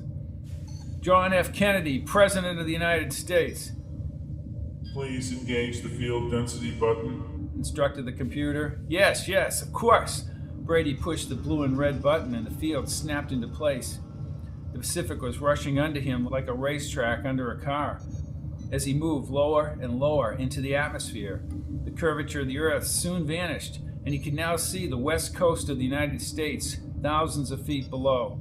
The mighty Rockies pushed upward at a height not unfamiliar to him when he had traveled by jet. In the distance was the Great Salt Lake, and the ship began to circle as it maneuvered over the salt flats. Only a few miles to the west were the jagged peaks of Peace Mountain. His heart thumped as the ship descended to the indentation made so long ago by the collision of a renegade ship. Like a helicopter, the tiny Mergendorf ship hovered over the peaks and floated down to the ground, touching with a slight shock as it hit. Brady felt himself almost in a frozen stupor. He looked ahead out the windows. For so long he had only seen the darkness of space. In front of him was the blue lake and miles of forested land in the background. Civilization was many days away on foot, but when compared to what he had just been through, that walk meant nothing. "Computer, I hate to land and run, but I must leave this ship," he said, pushing the field density button. Understood, Brady. Brady got up from the seat, picking up his worn journal. He thumbed through the pages, looking at the early entries with some of Lorna's handwriting on the side columns. But he knew now he had to go outside, and he closed the journal quickly. He headed toward the hatch and firmly grasped the handle in his hand. "Computer, I am ready. Open the hatch, baby." The hatch, creaking slightly, pushed out a few inches and slid to the right. Fresh mountain air, earth air, blew into the ship. He inhaled deeply, letting the air soothe his lungs as he felt the warm sun upon his face. He turned back to the computer one last time. Good luck, Bill Brady. "I'll be back, computer. Hold your horses," he said as he inhaled again. "With my friend, Bob Coffee." Brady filled his lungs one final time and stepped through the hatch. But as he stepped outside, a barrage of twinkling green light enveloped the ship. Brady's figure seemed to freeze for a few moments, and then it was thrust forward, rolling over the scattered rocks on the indentation. He tumbled over and over again until, like a wounded animal, he staggered to his feet. His mind was disoriented, and his strength had been zapped by something in that green light. In his blurred vision, he was able to see the Mergendorf vessel vanish from sight. He stumbled forward, falling to the ground, but still, as if by instinct, clutched his journal. "I must warn them, he mumbled, remembering only the fact that he must warn them. He got onto his feet again, his mind confused. Now is the time to leave, he thought, and he moved forward, narrowly averting, slipping down the rocky slope. An hour later, his mind still felt wasted, but he reached a lake shore. He dropped to his knees and then fell to the sand. His eyes were half open, and he could see the wavy image of Peace Mountain on the lake, but his senses were failing. He muttered as he passed out.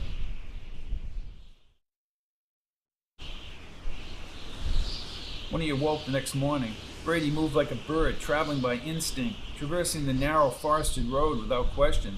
3 days later, with beard stubble and perspiration across his forehead, he walked from the Peace Mountain Reserve to the edge of a highway.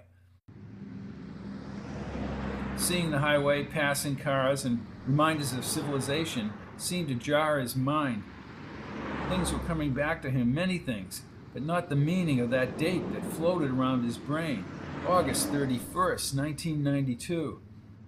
As he saw a large tractor-trailer truck, he remembered more. Most of his experience, his memory, seemed to be drifting back in chunks, but he could not pin down that date. August 31st, 1992. He had to get to Bob Coffee, and right away. In the distance, a 1963 Chevy station wagon, battered and rusted, churned down the highway. Brady immediately stuck out his thumb. The car slowed and the driver pulled over just ahead of him. He ran forward and got inside. "Ha, a human being," said Brady as he saw the driver. "I have to get to a phone," he told the older man. "Phone?" stated the driver as he studied Brady's beard. "You all right there, son? What are you, one of those leftover hippies?" "What?" "I just have to get to a phone." All right, there's one up at Bellows Junction." "Are you sure you're all right, bud? You look kind of funny." Brady nodded, wiping the perspiration from his face, and then he pushed through his wavy hair. He spoke very little with the man during the 10-mile trip into Bellows Junction. Brady had so much to say, but he had to restrain himself and take it step by step. "Your radio work?" asked Brady as they neared the town. "Yeah, it does, but it won't pick up many stations this time of day." "Doesn't have a range, huh?" "No range." "Yeah, that's a good one. Say, you haven't got an ATM card, have you?" "What?" Both sides of the station were filled with cars, but no attendants. No, I'm broke, I guess. ATM? I was going to ask you for some phone money." "Yeah, sure. I figured as much," said the man as he dug into his pocket. Here's some real money." $2? questioned Brady, knowing that he did need the money. "Thanks a lot, but that's a lot of money, Mac." "What?" The man stepped from the car and began pumping the gas himself. Brady came around the side, looking into the station. "Hey, let them do it. Where are these clowns anyways?" "Oh, fat chance. They're gonna come out and pump my gas?" "Nah, screw them. Go to another station there, Gramps." "Make your phone call, son," said the man as he watched the numbers spinning inside the pump on some sort of readout. Where did they get a pump like this? Brady walked over to the telephone that appeared to be cut in the open. There was no telephone booth. He looked down at the push buttons and saw a slot for paper currency. Then he read the instructions.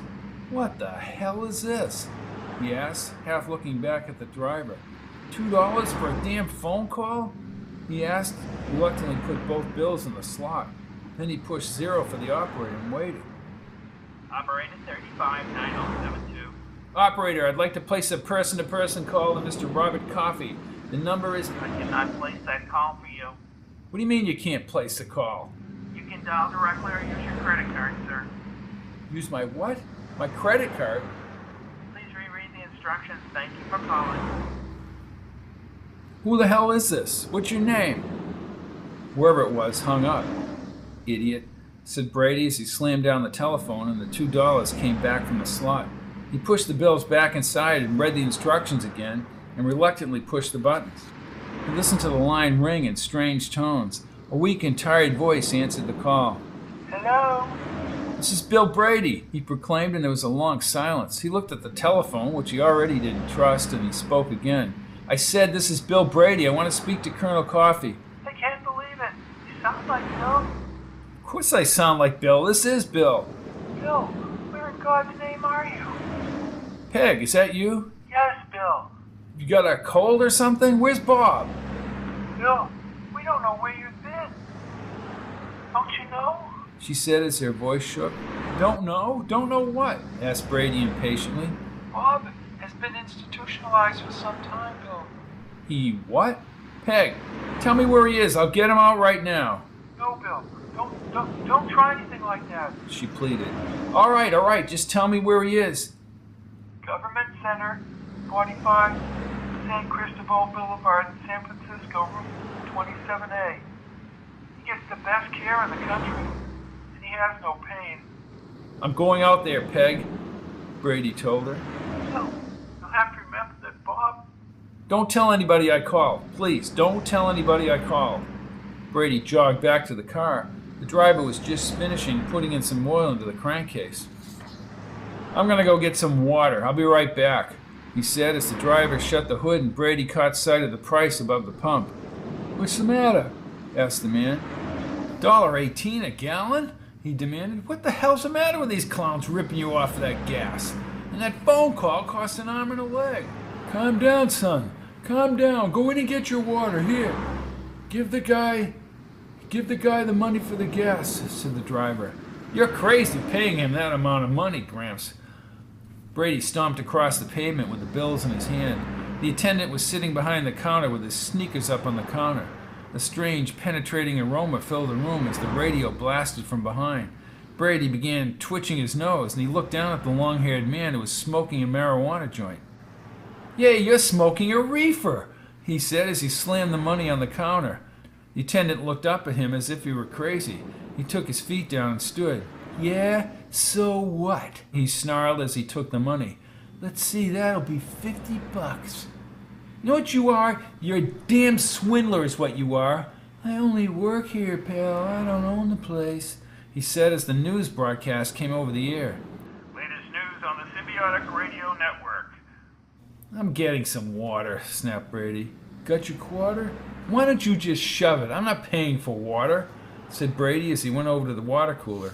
There was a coin slot directly over the tap. The attendant walked over and handed him the change. "Charging for water? Charging 10 times a gas price?" "Hey, our prices, man, are the cheapest in the region." "Yeah, go back and smoke your reefer and get off my back," said Brady as he picked a quarter out. He lifted it over the slot and was about to drop it in when he saw the date on the face of the coin. It read 1989. Swallowing the lump in his throat, he backed up against the windows as the attendant turned up the radio broadcast.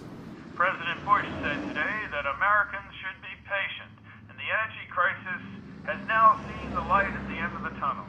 The president, speaking before the Federated Oil Company, said the supply of gasoline will soon reach peak levels and that new oil will be pumped from the acquired territories. Retreating Iranians, of course, demolished those wells when the U.S. Marines stormed the refinery 2 years ago.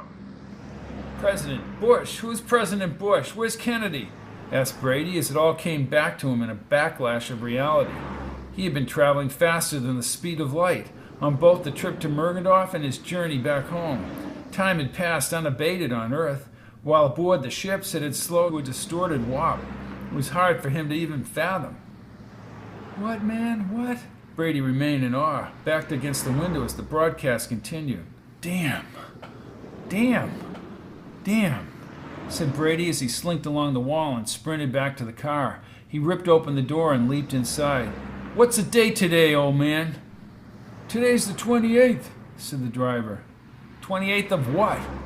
"Oh, you have been away. 28th of August." "Of what year?" 1992. Can I bring you to a hospital or something, buddy?" "No. Bring me to San Francisco." "I'm going to Reno, son, but you can catch a train over to San Francisco." "Fine." August 31st, 1992. August 31st, said Brady as he tried to remember. What the hell does that date mean? "Next Monday. What's so important about next Monday, son?" "I can't remember," said Brady as he realized he was acting bizarre. Nothing. I'm just feeling a little tired, that's all. Just a little tired." As quickly as that information had bubbled to his consciousness, it became useless. The driver, who kept insisting that Brady see a doctor, finally let him off in Reno in a shopping center, and Brady hitchhiked the rest of the way to San Francisco. 29 years later, San Francisco was relatively the same. Cars were different, smaller, and the cable cars kept chugging up the tracks and the tourists came into town. He hurried up the street, lingering in the mass of people who had just gotten out of work. He reached an arched, smooth white stone building and paused. He looked up at the black numbers, 45 on the face. He thought for a few minutes, still trying to convince himself that he really was in 1992. Perhaps it was some trick by the elders, and he hadn't left Murgendorf at all. But it was very real. He walked up the steps, passing the grass, and opened the doors to the lobby. The cooler air felt good on his face. "I'm here to see Colonel Robert G. Coffey, room 27A. "Family, sir?" she asked him. "Well, no, I'm a close friend from a long ago." "I still have to clear it with his family." "Sure, call his wife Peg. What's your name?" "Brady. William Francis Brady. I just talked to the Colonel's wife, and Colonel's daughter handles all his affairs." "What do you mean, his daughter?" "His daughter?" Yes. Do you have a credit card identification or a license?" "No, I don't have my wallet with me." "Very well," she said, studying his ruddy appearance. "You see, ma'am, he said in his usual manner of stretching the truth, and then he stopped, felt compelled not to complete the exaggeration. "Just call the daughter. Please be seated in the lobby. Brady nodded his head, convinced that Coffey's daughter would order him thrown out of the center. He sat down on the sofa, keeping his eyes on the two guards on either side of the hallway. There was no way he was going to slip by them and get to Coffey's room. They were armed and very attentive. He sat tense, the sweat stuck on his brow, as he tried again to fathom the meaning of the following Monday, August 31st, 1992. His daughter is on her way down here, Mr. Brady, called the receptionist. Brady nodded as he thought back. In flashes, the whole saga on Mergendorf compulsively kept running through his head, yet he couldn't remember that date. He wiped his brow again, sweating in the dry heat of his own planet, which had moved ahead almost 30 years in time and left him behind. And that date just kept sizzling in his mind like a warning buzzer at the end of a long basketball game. Over and over again he tried to remember, but he couldn't bring it to the surface. The information had been buried deep in his brain, and somehow he had forgotten it. He lowered his head, almost down to his knees, continuing his thoughts as the minutes passed. The fortress, the barren wasteland, the whimsical Grunkens, the vessels, the elders, the freeholders. What did it all mean? He felt the presence of someone near the sofa, although no one had spoken. Lifting his head upward and still contemplating the date, his pensive face grew amazingly serene. He gazed into the sparkling green eyes of a woman probably 10 years his senior. She had the beginnings of crow's peaks around her trim brows. He peered at the thick blonde hair, just beginning to evidence a touch of gray as it flowed onto her shoulders. It had been 29 years since he had seen that hair. Her eyes, although weeping, still reflected an eternal optimism he had known so well, and her bright smile shone forward. "Brady! Brady! Brady!" "Lorna?" he said ever so quietly as he arose. "You..." She clutched onto him, holding him tightly as she spoke into his shoulder. "I can't believe this. I just can't. You're here, Brady." "Lorna, She put her finger over his mouth and turned back to the receptionist. "It's all right, Mary. I know this man. He's going up to the room with me." She took him under the arm and past the guard. "Afternoon, Dr. Coffey." "Afternoon, Rick," she said as she led Brady to the stairway. She opened the door and literally pushed him to the second floor. They went down the corridor to an open sun deck that overlooked San Francisco and the harbor. With the sun glaring in her eyes, she turned toward him. "Brady, you're only 29 years old. It must be true. It must be true. Dad was right. He was right," she said as the tears started again. Brady felt choked and couldn't speak. "It all makes sense now. I know what Dad said. Dreams, so many dreams from long ago. All those things, they're all so real, aren't they?"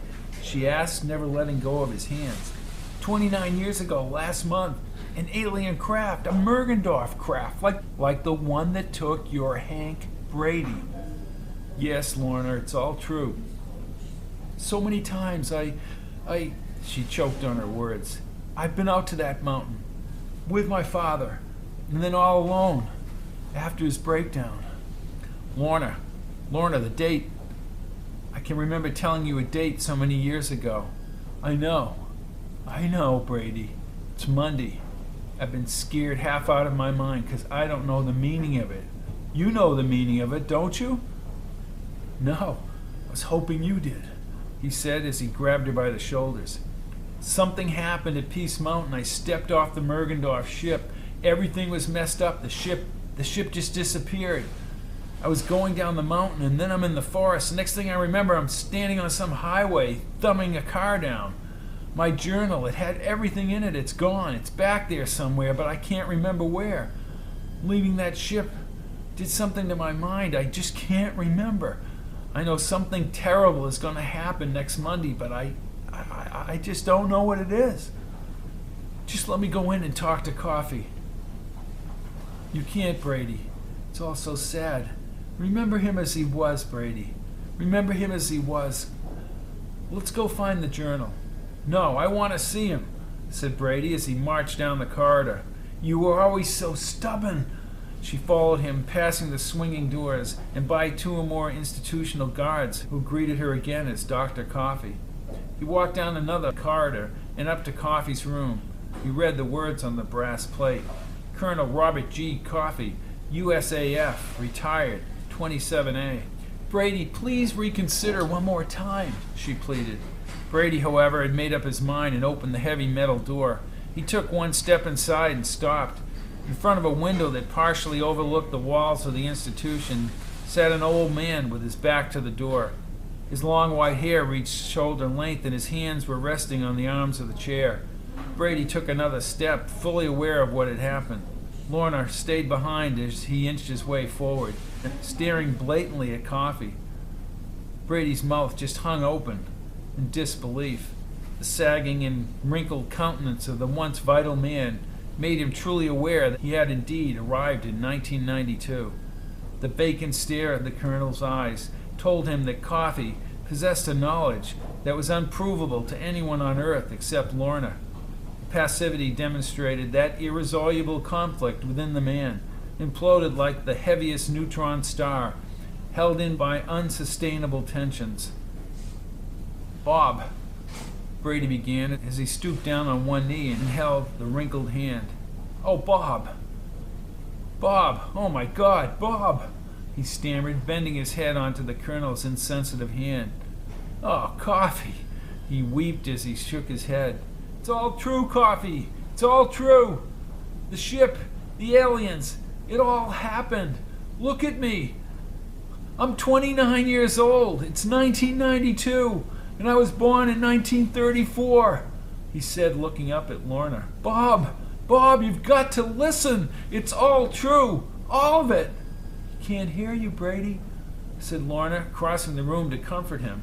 She put her hands on his shoulders and shook her head.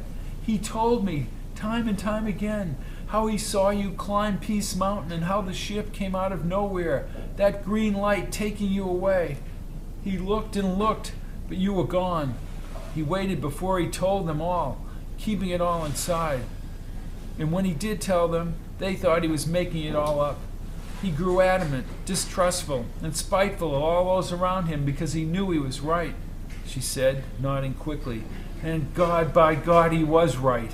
Brady arose, tears in his red eyes, and hugged her. Bob took you in, didn't he, Lorna?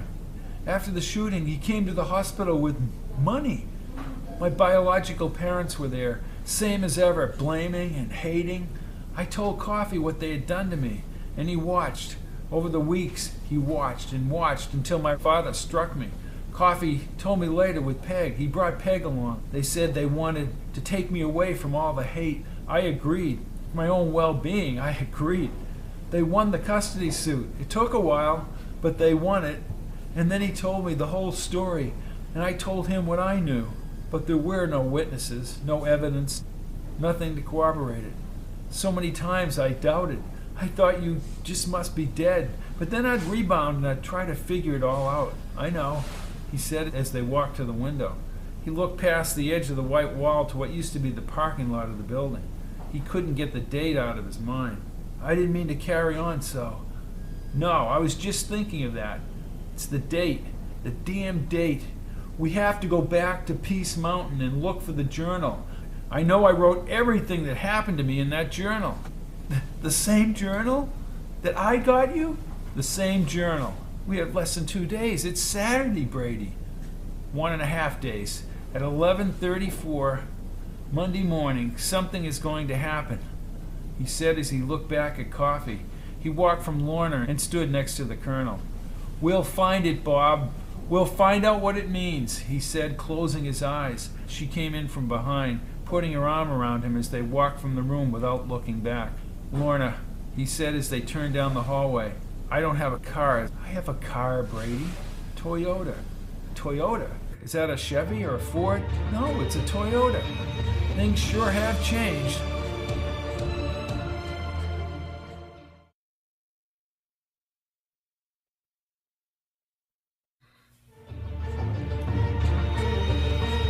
A Noble Experiment, Chapter 23.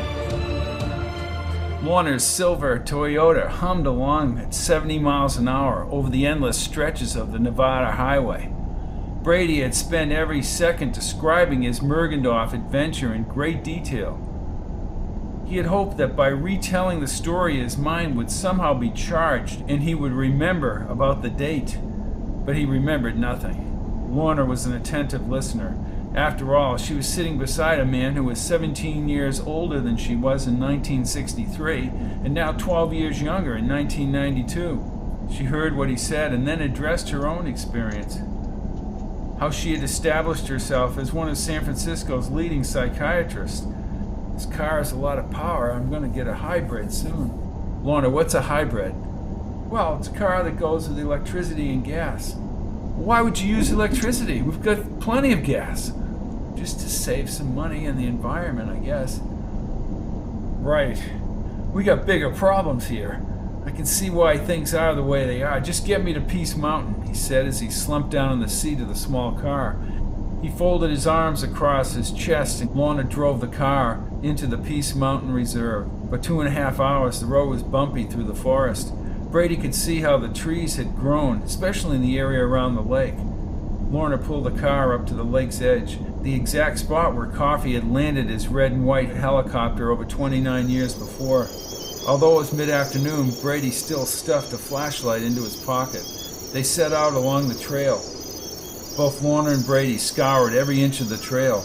It was late afternoon when they reached the indentation of the peaks, but there was no sign of Brady's journal. I know I walked out of that ship and I was holding the journal, said Brady as he walked to the spot where he reasoned the ship must have landed. Are you sure, Brady? You might have left it inside. They could have erased more of your memory than you think. No, I had it inside the ship, right here.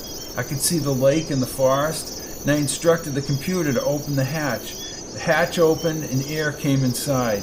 I know I had that journal when I walked out. Do you remember having it in the car with that guy? No, that's when it came back to me that I had a journal. We were near Reno. I asked the guy and I looked around the car, he said as he kicked the rocks. Damn, what does it mean? August 31st, 1992. What is it? He echoed to the peaks. Brady, we have to go below. Come on. We have to go back. We'll come back out when the sun comes up. Right now, let's just recheck the trail. 12 or 13 hours left to 11:34 a.m. Damn. He pushed his fingers through his hair. Okay, let's go. The sun had set as they made their way down the rocky trail. To no avail, they scoured the rock and dirt for the old journal. It was almost dark near the bottom when a faint brightness in the west and a full moon of bloody red had risen in the east. They reached a small ridge overlooking the forested area above the lake. Brady shined the flashlight along the trail. Dejected, he moved under the trees and down the slope into the forest. I feel obsessed, Lorna, he said as he looked at the overhanging rocks. I've learned it's not good to be obsessed with anything. You've every right to be upset, though, Bill. Besides, everyone is different. What one person sees as an excess is, the magic word, laughed Brady. What may be excessive to you, Brady, may not be excessive to somebody else. What's important is how it affects your life and those around you. Words of wisdom from Dr. Lorna Coffey. He smiled for the first time since they had met. Let me give you more words of wisdom. That date is very important to the Mergendorf, and I don't know why. I know. He looked up at the dark face of the mountain through the trees. The trail had dropped about 200 feet from the ledge, leaving a rocky talus nearly overgrown at the base. You know, Lorna, he said, looking into her eyes, sometimes I wish I had never heard of Olin Von Grunkle, Hank Brady, and this entire mess. Oh, Von Grunkle! I don't know whether I should tell you. Tell me what? Well, he started his own church. He's a rich old man now. He's a son of a bitch is what he is, began Brady, looking upward toward the stars. Never mind. I don't care about him now. What the hell is that? What do you see? I don't know, he said as he shined the flashlight upward. Up there. Beyond the trees, in the sky. That's it. That's the book. He handed her the flashlight. He ran toward the tree at full speed, running up the side and catching his hand on the first branch. Pulling himself upward, he looked down at her. Not bad for a 56-year-old man, eh? He laughed ecstatically. Are you sure that's the journal? She asked. Yes, I must have dropped it from the ledge and it landed in those trees, he said, climbing like a monkey through the tree. He made it to the edge of the limb where the notebook was lodged, and he shook it furiously. The journal loosened and fell to the pine needle floor below. Lorna ran over and picked it up and panned the light away from Brady. Hey, I have to get down here, Lorna. Sorry, she said, and shined the light back up the tree. Brady maneuvered himself down the tree as Lorna kept the light shined on him, but unable to resist the temptation, she swung it over onto the notebook. As he reached the first branch, she thumbed through the pages, and Brady jumped to the ground. What do you read? Wow, this really did happen. This commander, Grunk, he was real. Yes, he was real. And there were other aliens, too. Sheesh. And Mergendorf I knew. Antovian. And Laren. Her eyes slowly rose up and focused on Brady. Then her mouth froze open in silence. What is it? The world. It's coming to an end on Monday morning. Monday morning? What? He shouted as he grasped the notebook. His hands quivered as he read the relevant sections and relearned the story once again.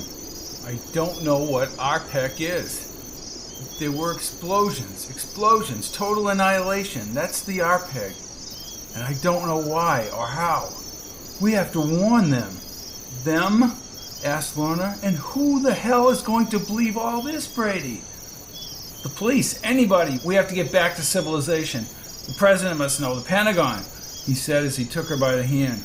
They ran back to ground level along the lake trail to the car.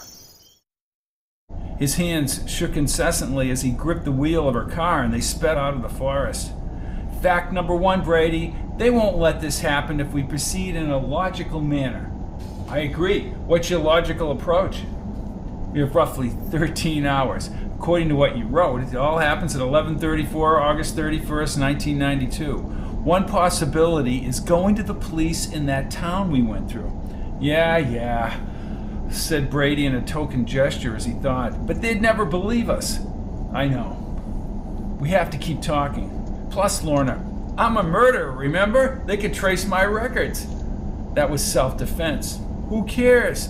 We have almost 12 hours to tell the world the party's over. We have to do this exactly right or it will be over. Who do you know in Frisco? I know lots of people.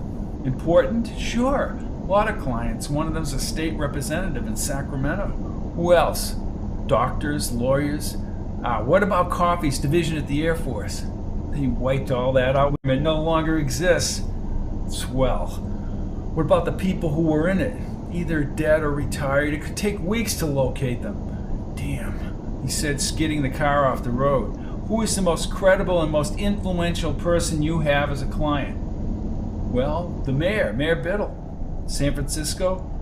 Yes. And what I know about him, said Lorna as she rolled her eyes. And what's that? Well, I can't tell you that.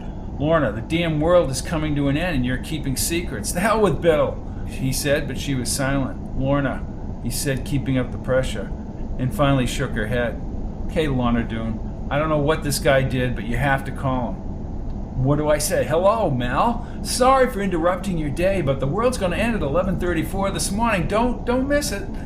No, you do this. So he drove the car through the dark forest. Let's keep talking. Okay. If we went to the papers or the television stations, they'd just say we were crazy and they'd probably call the military. Well, that's out. Keep talking, Brady, keep talking, she said as they continued through the darkness.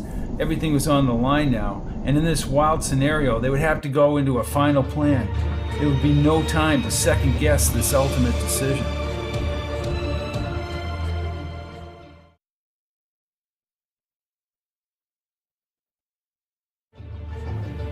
Noble Experiment, Chapter 24. Brady pulled into a hotel around 8 p.m. Before even checking into the room, Lorna was on the payphone calling Mayor Biddle in San Francisco. They had decided to have Biddle connect them with government intelligence and make some sense of ARPEG and what he had learned from the Mergendorf. The lobby phone's line rang to San Francisco, and after talking with Biddle's wife, Biddle came on the line. Hello, Mel. This is Dr. Coffey. Dr. Coffey. What's up? Something wrong? Well, actually, there is something wrong. Something of a very personal nature. I need to talk to somebody And I need you to do me this favor, Mel. I need you to connect me with somebody at National Security. Wow, I am just the mayor of San Francisco. I'd have to go through channels. It's imperative, and it has to be done now, Mel. Well, I do know some people in the military. I can do that tomorrow morning. No, I need it done tonight. Something is going to happen that involves national security tomorrow morning at 11:34 a.m. Very well. Can I call you back? Do you have a number? No, we'll call you in 20 minutes. She hung up the line and looked into Brady's eyes. I heard what you said. You think he'll do it? Yeah, he'll do it. The question is, once we get that person on the line, what do we tell them? If I mention the word RPEG, if it is valid, it's going to set things off, and then we can get to the bottom of this.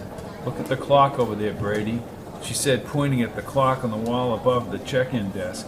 We have 13 hours and 27 minutes left before this war of undoing starts. Let's just wait 20 minutes and make the call to Biddle. The mayor had indeed come through. On the other line was a man named Steve from the National Security Agency. Steve asked Biddle to get off the line and talk to Lorna directly. He had a low voice and spoke rather nonchalantly, as if nothing was wrong. Hello, this is Steve. Steve, you're from the National Security Agency. Yes, I am. My friend has vital information. Okay. What's the vital information, Dr. Coffee? Let me put him on the line. I have vital information, buddy. Oh, you do you? Yes. Does the word RPEG mean anything to you? Who the hell is this? None of your business. You only have a few hours. Are you a scientist? How do you know about this? Never mind. It's a classified program, and you know about it. Who are you? Are you working for the Soviets? No. Who told you about this? A little birdie told me. This has something to do with a war, said Brady. Whatever it is, you have to stop it before tomorrow morning at 11:34 a.m. Oh, I do I? Look, let's meet, you and I. Just you and I. We'll meet. Where are you? Will you stop this RPEG? Oh, sure, we can do that. This is valuable information, Mr. X. And I want to know how you know about this particle accelerator. Don't bullshit me, buddy. This is the war of undoing. It must be against the Soviets. Again, where the hell are you? I'm hanging up so you boys can't trace this call. Hey, wait. Listen. I need to know who you are. However you got this information, it's ultra classified. If there's something to what you're saying, I need to talk to you. And let me tell you, Steve, whatever it is, stop it. Don't let this RPEG thing start. Again, where are you? Goodbye, Steve. What did he say, Brady? I don't know what he's gonna do, but we gotta get out of here right now if they trace that call. Within 15 minutes, they had left the city limits. The lights along the highway faded, and soon they were in a darkened area. Brady, I don't know if we accomplished anything at all. Lorna Doone, I don't know what we can do. I don't know how we stop this. Hopefully, this guy will stop this anyways, whatever it is. This particle collider, it's going to create some sort of chain reaction. Hopefully, he'll shut it down anyways, just on the possibility that it might happen. As Brady drove along at 80 miles an hour, red and blue lights began flashing behind him. Within a few seconds, a police cruiser tailgated the rear bumper and pulled him over. The cop said nothing and moved Brady and Lorna into the cruiser, and they were brought back to the city. Somewhere in a high-rise building, they were locked in a room. 3 FBI men entered the room a few minutes later. How did you guys find out where we were? Never mind how we found out anything. We want to know how you know about RPEG. I can't tell you that. You wouldn't believe me anyways. I'm just saying the world will be destroyed tomorrow morning because of this RPEG. Apparently you don't know, Brady. The United States and the Soviets both have activated their own RPEGs. The collision particles will create power stranglets, mini black holes. We need the colliders for power. It's only a defensive measure should there be a war, but we want to know how you found out this information. Brady squinted. There it is. There it is. You can't do this. You're going to start a reaction, you fool. It'll happen tomorrow morning in less than 12 hours at 11:34 a.m.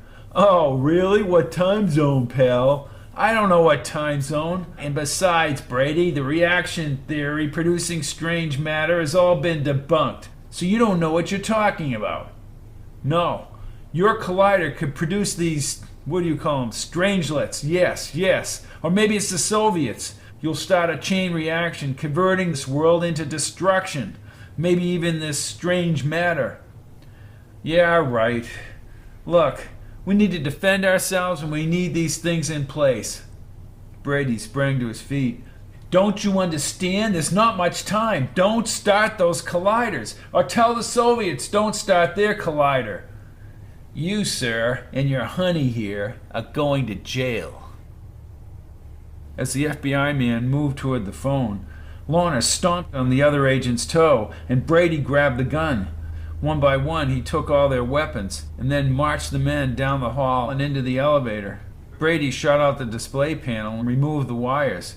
The elevator was locked in place.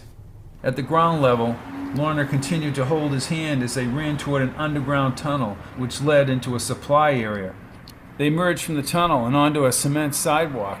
They moved by trees into an area of smaller buildings toward the outskirts of town. Brady held her hand and darted between the buildings onto other side streets. He kept looking from side to side at the parked cars and back toward the building behind them. He quickly moved to his right as they came to an intersection, and the ground shook so hard that they held onto each other as to not lose their balance. Can we get out of here? Will they do anything about that collider? We can't count on anything, Brady. It's all real, Lorna. It's all real. We know what's going to happen in that chain reaction.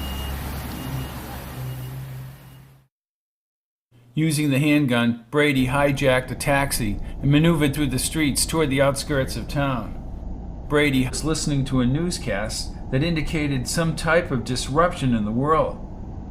Again, I have to put you on the air again. Apparently there's been some confrontation somewhere with the possible tactical use of nuclear field weapons. There are earthquakes emanating from areas within the Soviet Union heading outward toward the Middle East. We do not know the nature of these earthquakes, but some of them are rating high on the Richter scale. As I am reading this, it is not known exactly what is going on. The White House has issued an order telling all Americans to remain calm, and the situation is well in hand. A pause now. Apparently there has been destruction of several cities in the Middle East without nuclear weapons. Many cities within the Soviet Union have been destroyed. And now this from CBS News, a statement being read on Air Force One by Press Secretary Will Jackson. As the citizens of this country will take immediate shelter during this emergency, we must above all remain calm at this time of increased tension. All efforts are going forward to halt a series of attacks that are vital to the interests of both the Soviet Union and the United States. Again, the President has urged all countries to keep these attacks limited. This noble experiment of mankind, it's beginning to unravel. This is the Emergency Broadcast Network. Please turn to 1600 megawatts on your AM dial for civil defense instructions in this emergency. I told you, it's all over. It's all over. As the taxi left the city, the highway began to shake. Some of the buildings behind them became unpinned and began collapsing to the ground. This is Ken Melton reporting from New York. NASA has told us that some sort of energy chain reaction has lingered and begun dissolving things. Land masses have begun to move and unstable continental plates have let go because of the powerful forces in the world are becoming undone. By tomorrow morning, the entire world will be destroyed.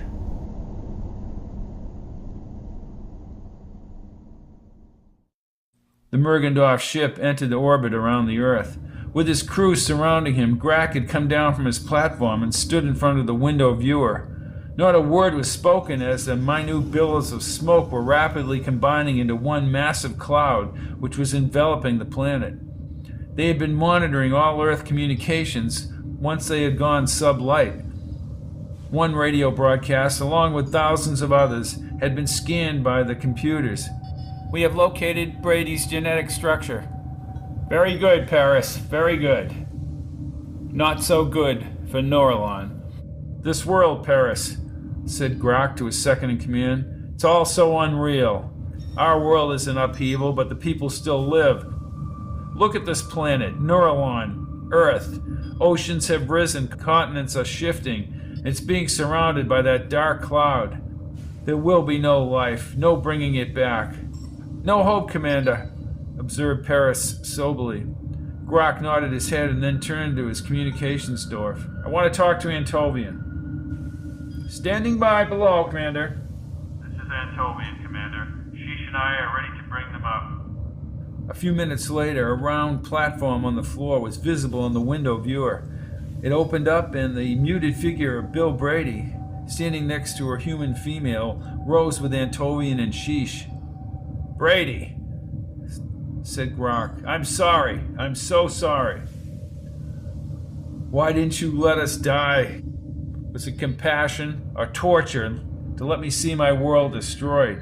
asked Brady as he gazed out at the smoky earth and the fireballs that encompassed the chain reaction. The entire planet was clouded over now. "There is no hope, Grok," said Brady, and a silence fell over the Nexus. "No," said the renegade. "there is hope. Spoken in our lore of expeditions on the fringe of the galaxy. Some call it legend, some call it truth." Grok was becoming upset and strutted over to the renegade. "I see no reason to give them false hope, Sheesh." "No, Grok, it is called the Runnigan Lontamian, the everlasting." "Sheesh, perhaps there's another time to talk about this," said Paris. "The passageway through time," observed the large creature, and his orange eyes filling with wonder. "What are you saying?" asked Brady. "We can go back?" "Then again." "Commander, this is just superstition and legend," chided Paris, "to brighten their hopes." Brady walked up to Grok. "You saw what happened when I got to Earth. No one listened, no one cared," he said as he turned to the renegade. "What makes you so sure that this portal, this passageway exists? What makes you so sure they'd listen to any wide-eyed proclamation that I say in the past? They wouldn't listen now. In a time before 1992? Humanity is humanity. If I were to go back, I would have to show them just how precarious this experiment on the planet had been. Perseverance.